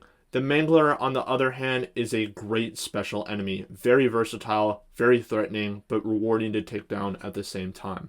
Speaking of good design, your equipment is tailored to suit specific strategic needs. We've seen equipment serving specific roles before, but not to the extent where they're best used combinatorially. It is an unprecedented level of encouragement from the developers to allow the player to display their offensive prowess. And I think it's for this reason of offensive potential why they made the main questline so difficult. And it's not because of the zombies and the layout, it is to an extent, but the types of quests are just stupid. Why are we escorting? Why are we playing hide and seek? Why are we defusing bombs? None of this makes sense. The only stage that is remotely any fun is the Mangler lockdown step. It's absurd how many Manglers they send after you, and it's fun in that stressful kind of way. And it's fun to take down these Manglers because they have weaknesses that you can exploit, and the game rewards you for having tacit knowledge of such weaknesses. And story-wise, it also makes sense because these guys are called after you, you're transmitting vital and sensitive information, and they're trying to prevent you from being able to complete such a task. And once you have completed this grueling sequence of stages, you are rewarded with a boss fight. It is one of the best in the series. The open arena is amazing. I'm glad that they don't send so many zombies after you, and I'm really appreciative that they treat the dragon first phase as a home run stretch rather than a demanding fight. I know this is a difficult Easter egg, but this cutscene is worth it. It is so good. It is a grueling hour and a half, and now you get to this. The writing is beautiful. The fact that it's Nikolai being the last character before they send the souls up is a phenomenal choice. The voice acting is incredible as well. The original cast voices both the young and old sets of characters. Oh my goodness, what are their names? Steve Blum, Tom Kane, Nolan North, and Fred Tatasciore. Oh my goodness, I can't believe it. They are so good in all of this. They sell the emotions so well. I cannot give enough credit to these guys. They did such an amazing job. Thank you so much for being an important part of my childhood to this point. And now you're going on to Revelations, which I'm so excited for. Just an amazing cutscene all around. And then the teaser for Revelations in the Origins writing is... everything is not only the cake, it's icing, it's the layers, it's the frosting, it's everything.